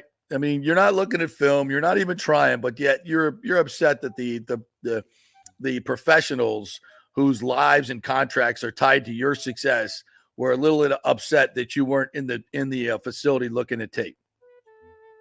Go figure. Shocking development. While they were doing what they were supposed to be doing. Wow. Jeez. Okay. By the way, you right. know who Johnny Manziel's best friend is to this day? They still hang out all the time. Who's that? Mike Evans. Really? Oh, yeah. They're big buddies. Still? Yeah. Big buddies. Makes you question Mike Evans a little bit. Yeah. I'm like, do we need to be hanging out? I guess Johnny's cleaned up, though, right? Oh, yeah. Okay. Right. I mean, he didn't have any choice. He kind of had to. He's not out there, throwing his girlfriend out of the car or anything. Right? No. I don't think that's happening anymore. Okay. Just checking. Valid question, though. Let's revisit some of Johnny Manziel's best moments. I will say this about Johnny Manziel. I went to the Peach Bowl the year he played in the Peach Bowl in Atlanta. And I could probably say that was one of the top 5 performances I've ever seen by a quarterback, college or pro. That was ridiculous. I don't know. I don't remember what the numbers were, but I just remember going, but it was all schoolyard. It was all schoolyard BS. It had nothing to do with the structure of the game or anything. Nope. But that dude could run around and sling it. He could run around and sling it with the best of them. And maybe he was sober that day or whatever it was, but man, doubt it. He was fantastic. That was something to behold. But I never for one moment said, "Oh yeah, he's going to be a good NFL quarterback." No. Man, I don't think anybody did, right? Like you knew he was going to be. Yeah, I said the same thing about Tim Tebow, though. I never thought Tim Tebow was going to translate to the NFL. But man, he could sure play some college football. So that's true. No, I never thought Tim Tebow was going to be. I thought he would be a much better tight end.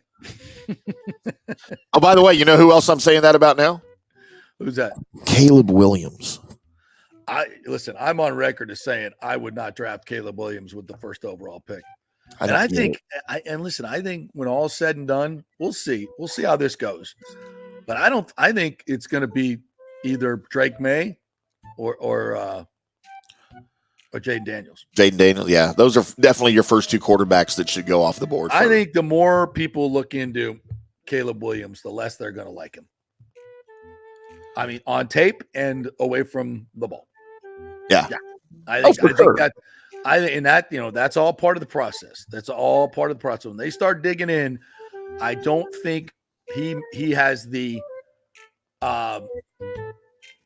maturity to be a great leader in the NFL, at the start. He may grow into it like Baker Mayfield has nicely, but at the beginning, I think it's going to be it's going to be hard for him, especially if he goes to a bad team like the Bears. Right. And dude, I have character questions, not character like he's a bad guy question. I don't think he's a bad guy.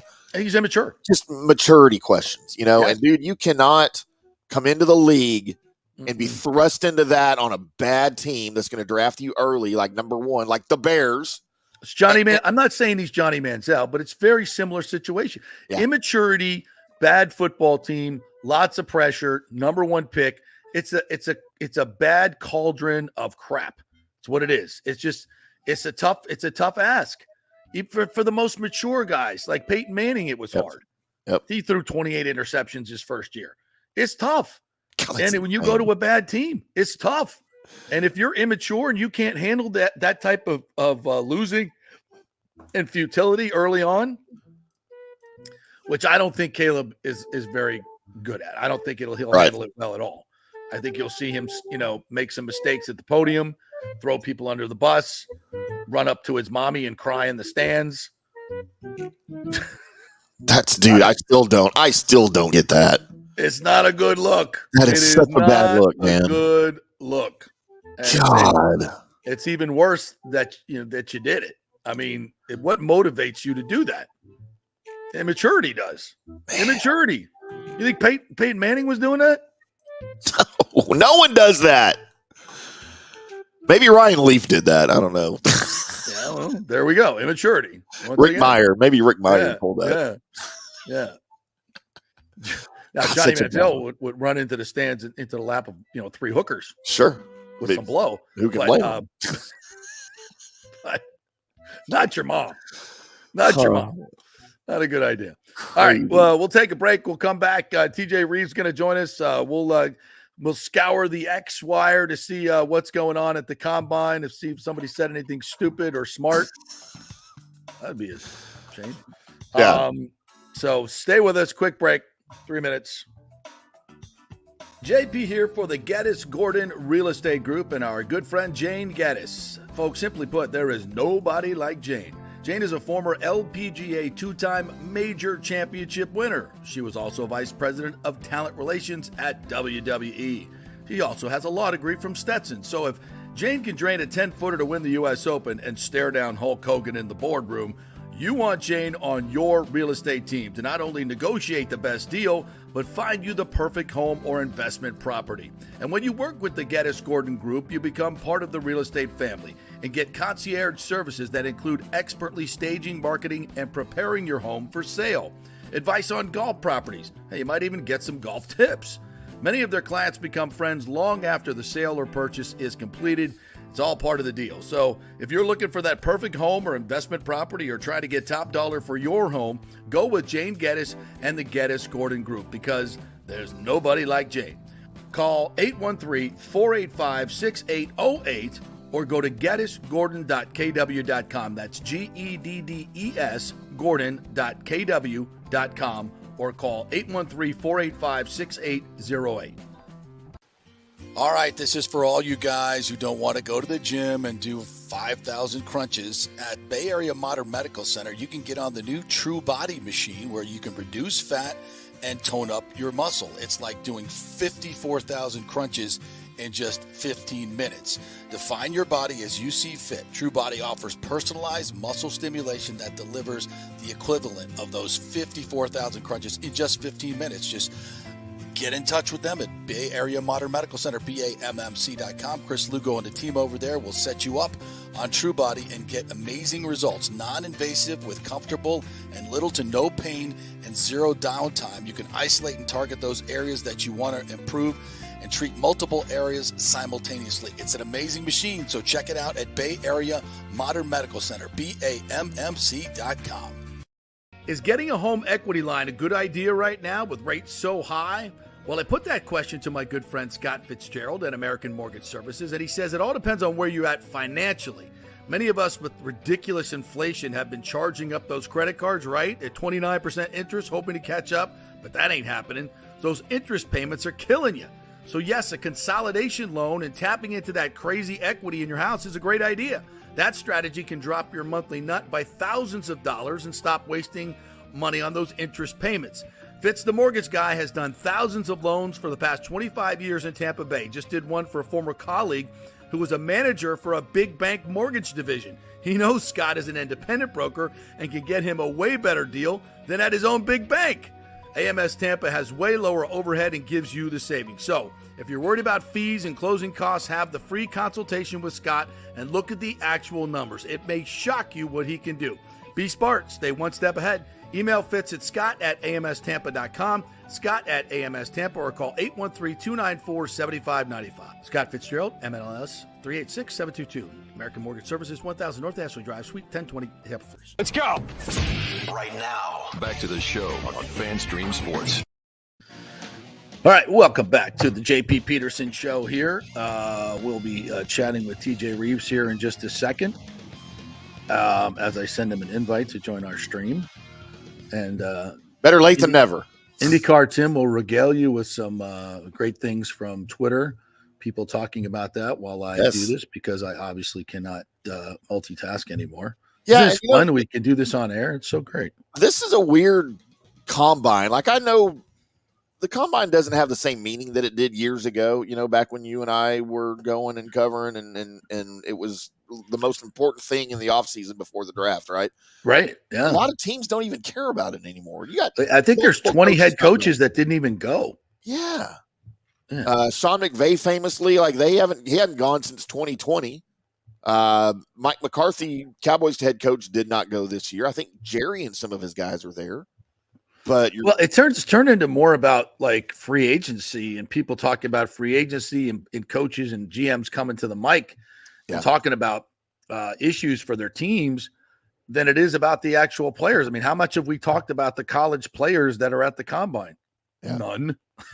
None at all. None at all. I mean, that'll be a little bit later when they start working out, obviously, but it just, it's more of a just like a league get together. You know what's interesting though? It's because I'm watching SportsCenter this morning. I would say in a time when the NFL is not playing games, hockey's playing games, MLB is playing spring training, right? NBA is obviously in their playoff push as well. College basketball's going on. 65% of SportsCenter is NFL. Yeah. God, the NFL is such a beast. It's a beast. It takes up so much bandwidth. And the other sports just must be going, what do we got to do to get 2 million people to watch a game? Like Good luck. The NFL, like Jerry Jones farts and 2 million people listen to it. I mean, and play it back on Twitter. Like the NBA All-Star game is like 2 people watching, for good reason.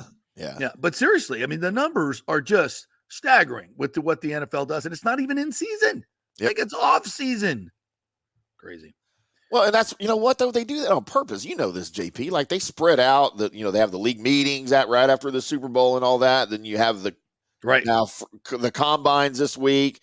Then you have the beginning of the new league year on March 13th, and that's when free agency starts. Then you have the draft in late April. Dude, they spread all of that stuff out on purpose so they can stay in the news cycle. They can dominate every news cycle every month. That's really good marketing. I mean, the NFL's not stupid. They figured it out. By the way, as we mentioned at the top of the show, Shaq Barrett released by the Buccaneers. His wife went on Instagram. Jordana, did she rip the Buccaneers? No, this is because they're class people. Right. She said, well, the news is out and we are sad, but truly it's a business. Tampa will forever hold such a special place in my heart. The community we have here is incredible. We've never felt so loved and valued. Thank you to the Bucs, who undoubtedly have become family. Through the hardest year of our lives, the love and support they gave us is unmatched, and we are forever thankful. Who knows where the next road will lead us, but for now, we're enjoying offseason and are excited to see what's next.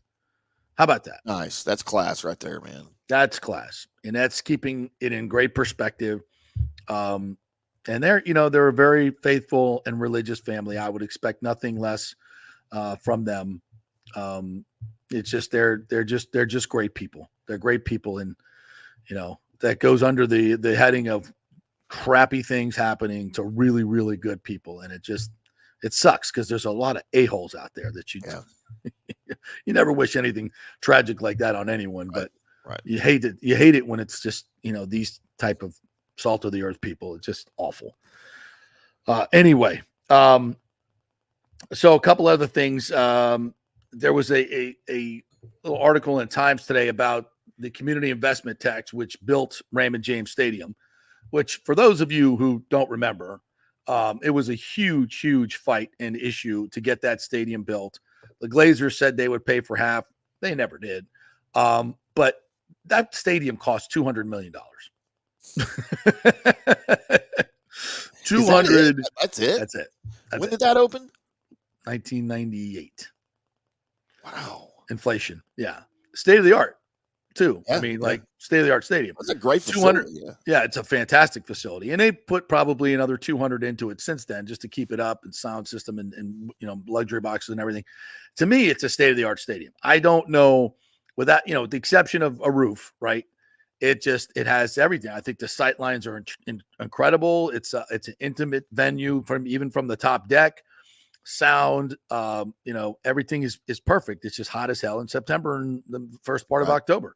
Right. And that's that. So it needs a covering, it needs a roof, or at least a shade for the fans, because it's just brutal.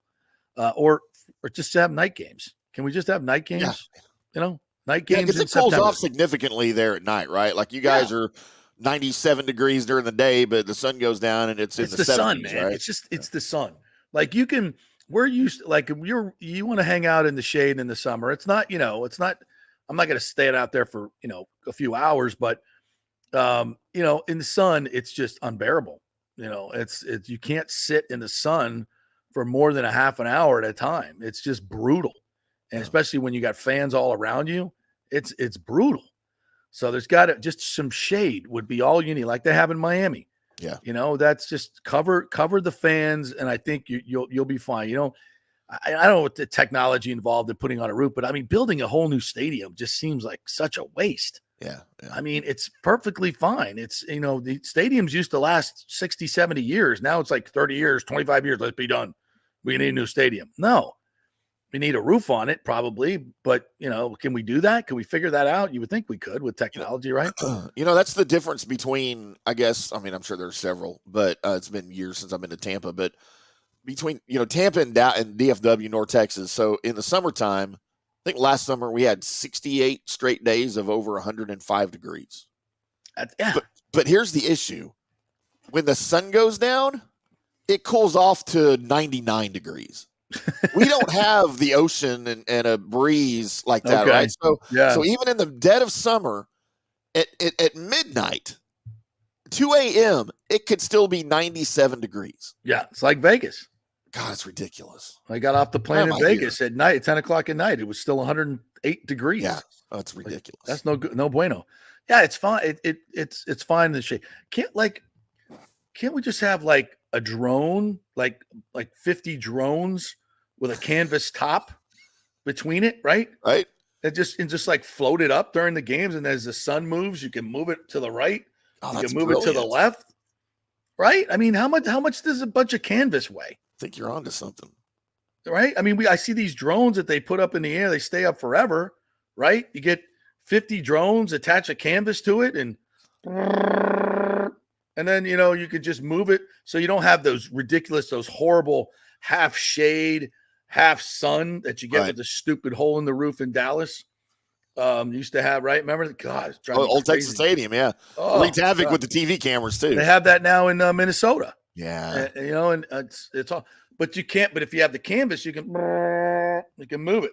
Right. I mean, and that's basically what they did in Miami, right? At Joe Robbie. Well, it's not Joe Robbie Stadium anymore. Hard Rock, right? It's had 15 different names. So they had an underwear. I still know it as Joe Robbie Stadium, but remember the underwear? What the hell was that? Undergarment. Undergarment Spanx. Stadium. Was it Spanx? I forgot about that. But I mean, that was just an open stadium, and then they went and they put the spires and then the roof just over. Yeah, it looks cool. It looks really, really cool. And they fixed it so that in the dead of summer, when they're or the beginning of fall, when they're playing football there, the Dolphins sideline is in the shade, and the opposing team sideline is in the sun. That was completely planned. They did that on purpose. There's no question. Yeah. Yeah. But you can put just whatever around the fans, right? That's all you need to do. Yeah. And it's, but I guess it costs $400 million to do that in Miami. Oh, how does that cost $400 million? Well, they did other stuff to the stadium too, right? Yeah, I guess that's not just for the roof. Yeah. Because the rest of the stuff is done. I mean, they've just put in all these luxury boxes and redone all the luxury boxes. And now we're going to build them a new stadium. The original point was the community investment tax is up for review, and it's a half-penny sales tax, and it paid for Raymond James Stadium, which at $200 million was the greatest investment in the history. People always say, building stadiums is a bad idea. It's not good. If you do it the right way, it's a pretty good idea. If you do it in a failed location at twice the cost that it should be, then it's a bad idea, St. Peter. Yep. But if you do it the right way, it can be in a public look at Atlanta in a public-private partnership. It's a great moneymaker. It's a win-win for everybody. But if Raymond James, I mean, they keep talking about, the Bucs are going to have to build a new stadium for the Bucs. What? Are you kidding me? Stadium's fine. Yeah. Except it's hot as hell. But here's another easy fix. But, other than my drone and canvas idea, which I think is freaking brilliant. Except when it rains. Like when it rains, that might be bad. Yeah. No, but if it rains, like you or just a gust move it of wind. Well, you just move it over to the side, right? And then you pour it. Pour it out. Or you have little things in the middle of the canvas that open up. You open it up and it just spills out. Now we're getting more expensive. Yeah. Come on. We could put a man on the moon. I don't know. We can't build put a piece of canvas in between a few drones. Come on. Can't be that hard. Drone roof. It's a drone roof. And you can do it to multiple stadiums, right? Yeah. You can take it to. You could fly it you could. to the next venue. Pack it up in a truck. Just see this thing flying over your neighborhood. It's just big. As they're moving it. You could just you could just rent it out for shade for a birthday party. And so you can sell sponsorship for it too, because you can put logos and crap on it. You can LED it. You can change the sponsorship. One big freaking billboard. And we're getting really expensive now. God, I feel like we're making money. $250 million. We're making money though, Timmy. We're making money. Look. I mean, that's it. Now we've sold sponsorships on it already. We've rented it out, which is multi-purpose. You could have, like a festival, say a music festival. And you could put messages on it like the Goodyear Blitz used to do, right? Like, happy birthday, Johnny. Yeah. Yeah, exactly. It becomes, you could put video of the game on it. You could put video of the game on it. You could have, it'd be another video board. You look up, look up for the replay. Yeah. Think about that. Oh, that's awesome. Yeah. If you have a festival or something, you could it calls for rain or it's summertime and you want a little shade. Here it comes. Oh, you know what? You could put, so on the underside of it, you could just have the entire thing be LED and it could just look like the sky and clouds. And if it's over you, you don't even know it's there because you look up and it just blends in with the see and you don't even know it's there. That's brilliant. Like they have at Caesar's Palace, right? In Vegas, where it just looks like it's the sky. Yes. Brilliant.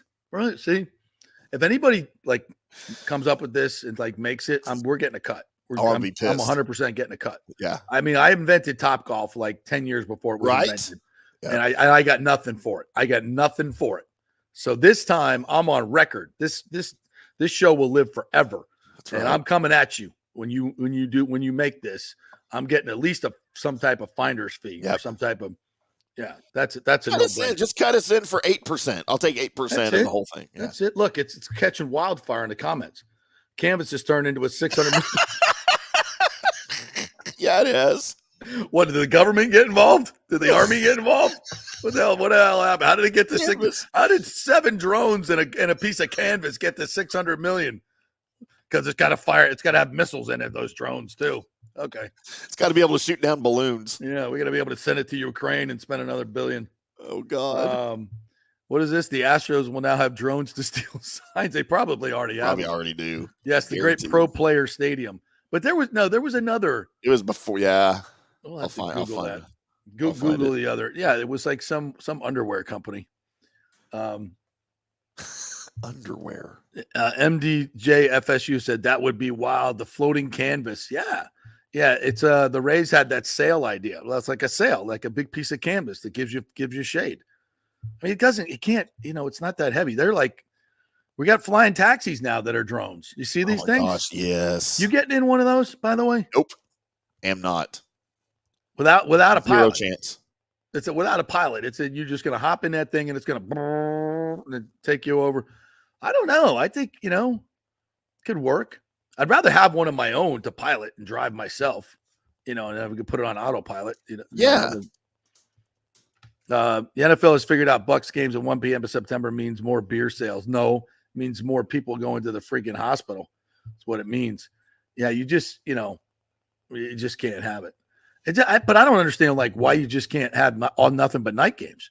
And it does. And here's the thing: if you have a Sunday night, say you have a Sunday night game, and it's going to be the Cowboys and the Giants. Okay, great. Why not have the Bucks and the Panthers playing at the same time? And if if that game becomes a dog, then, and I know you'll say, well, the TV window. Look, if you're going to put it on 1:00 on September 12th, and the only markets it's going to be in are Tampa Bay and Carolina, then what's the difference? The people in Tampa Bay and Carolina are going to watch it, and you're going to get probably a more total audience than you would because, you got another game going on. And if and one's a dog, you got another one to switch to. Or if you have technical issues with one, you got another one to switch to. There's just no reason for any college team or professional team to play day games in September and the first 2 weeks of October. There's no reason for it. There's no, this day and age with TV, TV runs a deal. I don't care. Come on. This is about safety now. It's just too freaking hot. Well, the NFL doesn't get a cut of beer sales, right? That goes right to the team. So the NFL wouldn't have anything to do. So here's all your previous names of Hard Rock Stadium, JP. Okay, all right. Joe Robbie Stadium. Yep, the original. Yep, Pro Player Park. Pro Player Park. And then Pro Player Stadium. Right. And then you had Dolphins, plural, Stadium. And then it changed to Dolphin Stadium without the S. Then it was Land Shark Stadium. Land Shark Stadium, yeah. And then Sun Life Stadium. Sun Life Stadium. And then it was New Miami Stadium. New Miami? When was it New Miami 2016, Stadium? New Miami Stadium. I think that was right before they did now it's Hard Rock. It's been Hard Rock since 2018. All right. So I don't know. Maybe there wasn't an underwear brand. Where was Pro Player and underwear?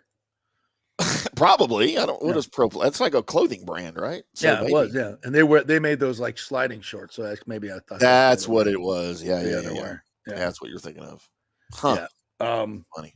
All right. As we were waiting the arrival of one TJ Reeves, should we take another break here? Or, sure. Where are we at here? Time wise.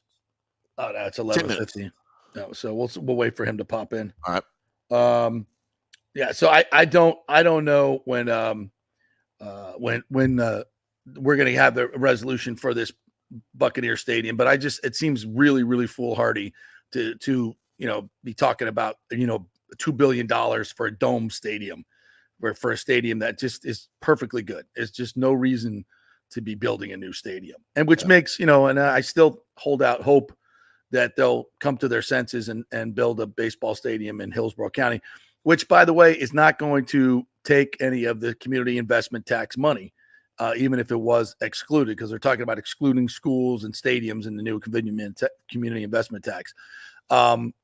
So I think, it's still, you can do a public-private partnership and build a Rays stadium in Tampa. And maybe the new ownership group just decides to do what the Warriors did and just build their own stadium and not depend on and just own the land and own everything and own all the revenue, because you can certainly, as Jerry Jones and Arthur Blank have shown, you can spend that kind of money to build a stadium and get all the revenue back and make plenty of money. And by the way, the Glazers are flush with cash right now. So they just sold off a piece of Man United for about $1.5 billion. So you think they consolidated their credit card debt when they did that? It's a lot of money. It's a lot of money. It's interesting because, I've known Joel and Brian for probably 20 years now. When I see them, they're very nice and very friendly, and we always, talk about families and all that stuff. And you would never know that those dudes are worth that much money. You would never know. They are just super nice, super down to earth, really, really good dudes. I know they got a lot of bad press early on, but honestly, if you've spent any time with any of them, they are super nice guys.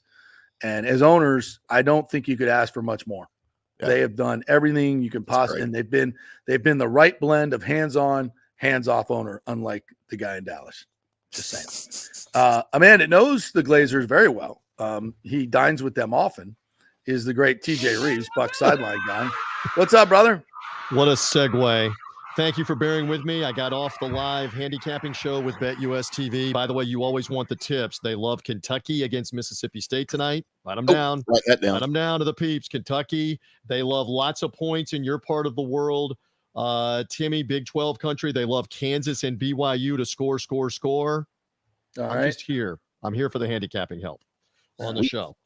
What about Iona and St. Bonaventure? I have nothing on that for tonight. Somebody was literally asking about Texas State and ULM, Louisiana Monroe, and I'm going. Someone was asking about Texas State and ULM. I got somewhere to be. Let's stop talking about that. Wow. In the dregs. Wow. But deep dive. Hey, listen, you didn't have me here for that. Do you want to talk Buccaneers first or USF Bulls first? What avenue do you want to travel? Let's go Bulls first. Did you go to the game Sunday? I could not. I was there. Yeah, I was there, my friend. Was it better than the FAU game, or the same? The atmosphere was still tremendous. The students were there again. TV right probably had easily most of it full again. 3,000 students at that end. Wow. And a bunch of students in the overflow. This has caught on, and they are talking about that Tulane midweek game next Wednesday night after the Charlotte game is probably also going to be a sellout too. They're already talking about that. That would be the clincher for they'll probably clinch the conference before they already clinched the tie. They could with Charlotte coming this weekend, but a great atmosphere. Now, here's the interesting thing. They didn't play nearly as well in the game with SMU. Turnovers, giving up 27 offensive rebounds. That was a little eye-opening. Let SMU get every offensive rebounding. They got outscored 39-4 on second chance because of points 27 and won the game by 11. And won the game by 11. That's where I was How'd that happen? with that. I mean, that tells you keep your composure, make shots. They took a little better care of the ball the last 10 minutes of the game, make free throws, which they did. At one point, they were like 14 of 16 from the foul line again. Yeah, this is not an accident, kids. JP, you know this. You are not accidentally 19-1 in your last 20 games. I am almost having an out-of-body experience doing these interviews saying South Florida, USF, 19-1 in the last 20 games. Yeah. And it is not an accident. It's an easy league, TJ. Right. But it's veteran guards that are playing big. You've got some size. You've got a composed head coach who we both have raved about. Yeah. And right now the mojo is rolling, and they don't get rattled. They don't get rattled at the end of games, and they make 3-point shots. So I'm not saying they're invincible, but I'm posing this on all of my coverage. Here we go. Both of you weigh in.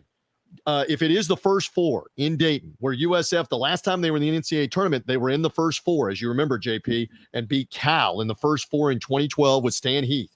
Yeah. All right. First four matchup, South Florida and Gonzaga. I'm taking USF. I know Gonzaga traditionally, but they don't have as much firepower. Wow. It's going to be an 11-5 matchup. 12-5. I heard you say that. 12-5. All right, but these are the first four games in Dayton, which is usually the 2 12 seeds playing each other. Yeah. All right, Timmy, Michigan State, who's lost recently to Iowa at home, lost Sunday on a last-second shot to Ohio State, don't have very many quality wins at all away from home. Michigan State, South Florida in Dayton at the first four. Who you got, Timmy? South Florida. It'd be tough to go against the Bulls. Wow. I mean, Michigan State's not good. Right, and these are the teams you're talking about. Virginia, JP, you've covered the NCAA, the ACC for a long time. Virginia is sliding. They're like going down the Virginia snow mountains at 80 miles an hour without skis. They're like me in they high school, scored 16 points in the first half Saturday against North Carolina. 16. Lord. Yeah, they cannot score. Virginia, South Florida in a Dayton game. Virginia is in most people's last four in. Virginia, South Florida. I take South Florida all day. How can you not? All day long. Yeah. So these are the discussions we're having, and it's great to have those discussions. Kudos to them. The only concern, how concerned are you with this, JP? They don't play midweek. Do we get a little stale not playing until Saturday at Charlotte? What do you think? I don't like that. What is that? Some stupid finals break? Everybody gets a midweek off situation. Like a bye week. Yeah. Like a bye week. This is their midweek off, from the conference. This is their midweek off. Yeah. It's because they've been playing midweek weekend for like 6 weeks in a row. This is the off week. Here's a question that we talked a little bit about yesterday. Calipari calls his team out in a post-game press conference. Everybody loses their freaking mind. I don't know how we got so soft now that coaches can't call their players out and say they're unathletic, they're like, or not guarding, not playing defense. Yeah, I mean, Rick Pitino did the same thing at St. John's. I thought I meant Pitino. I'm sorry, I was saying Calipari. Yeah, but I mean, Calipari got my Dagos mixed up. No, Calipari was calling out Kentucky the same way. Yeah, but Pitino called them out, and look how they responded. Look how they came together. Exactly. My point. It's like people lost their mind. Oh my God, how could he do that? And then they go out and beat Creighton. They get the biggest win they've had in a decade. And it's like, that's what happens when you hold people accountable and you give them a little bit of tough love. They're not going to wilt. They're not going to go run into their mommies and I need an emotional day off. No, you're fine.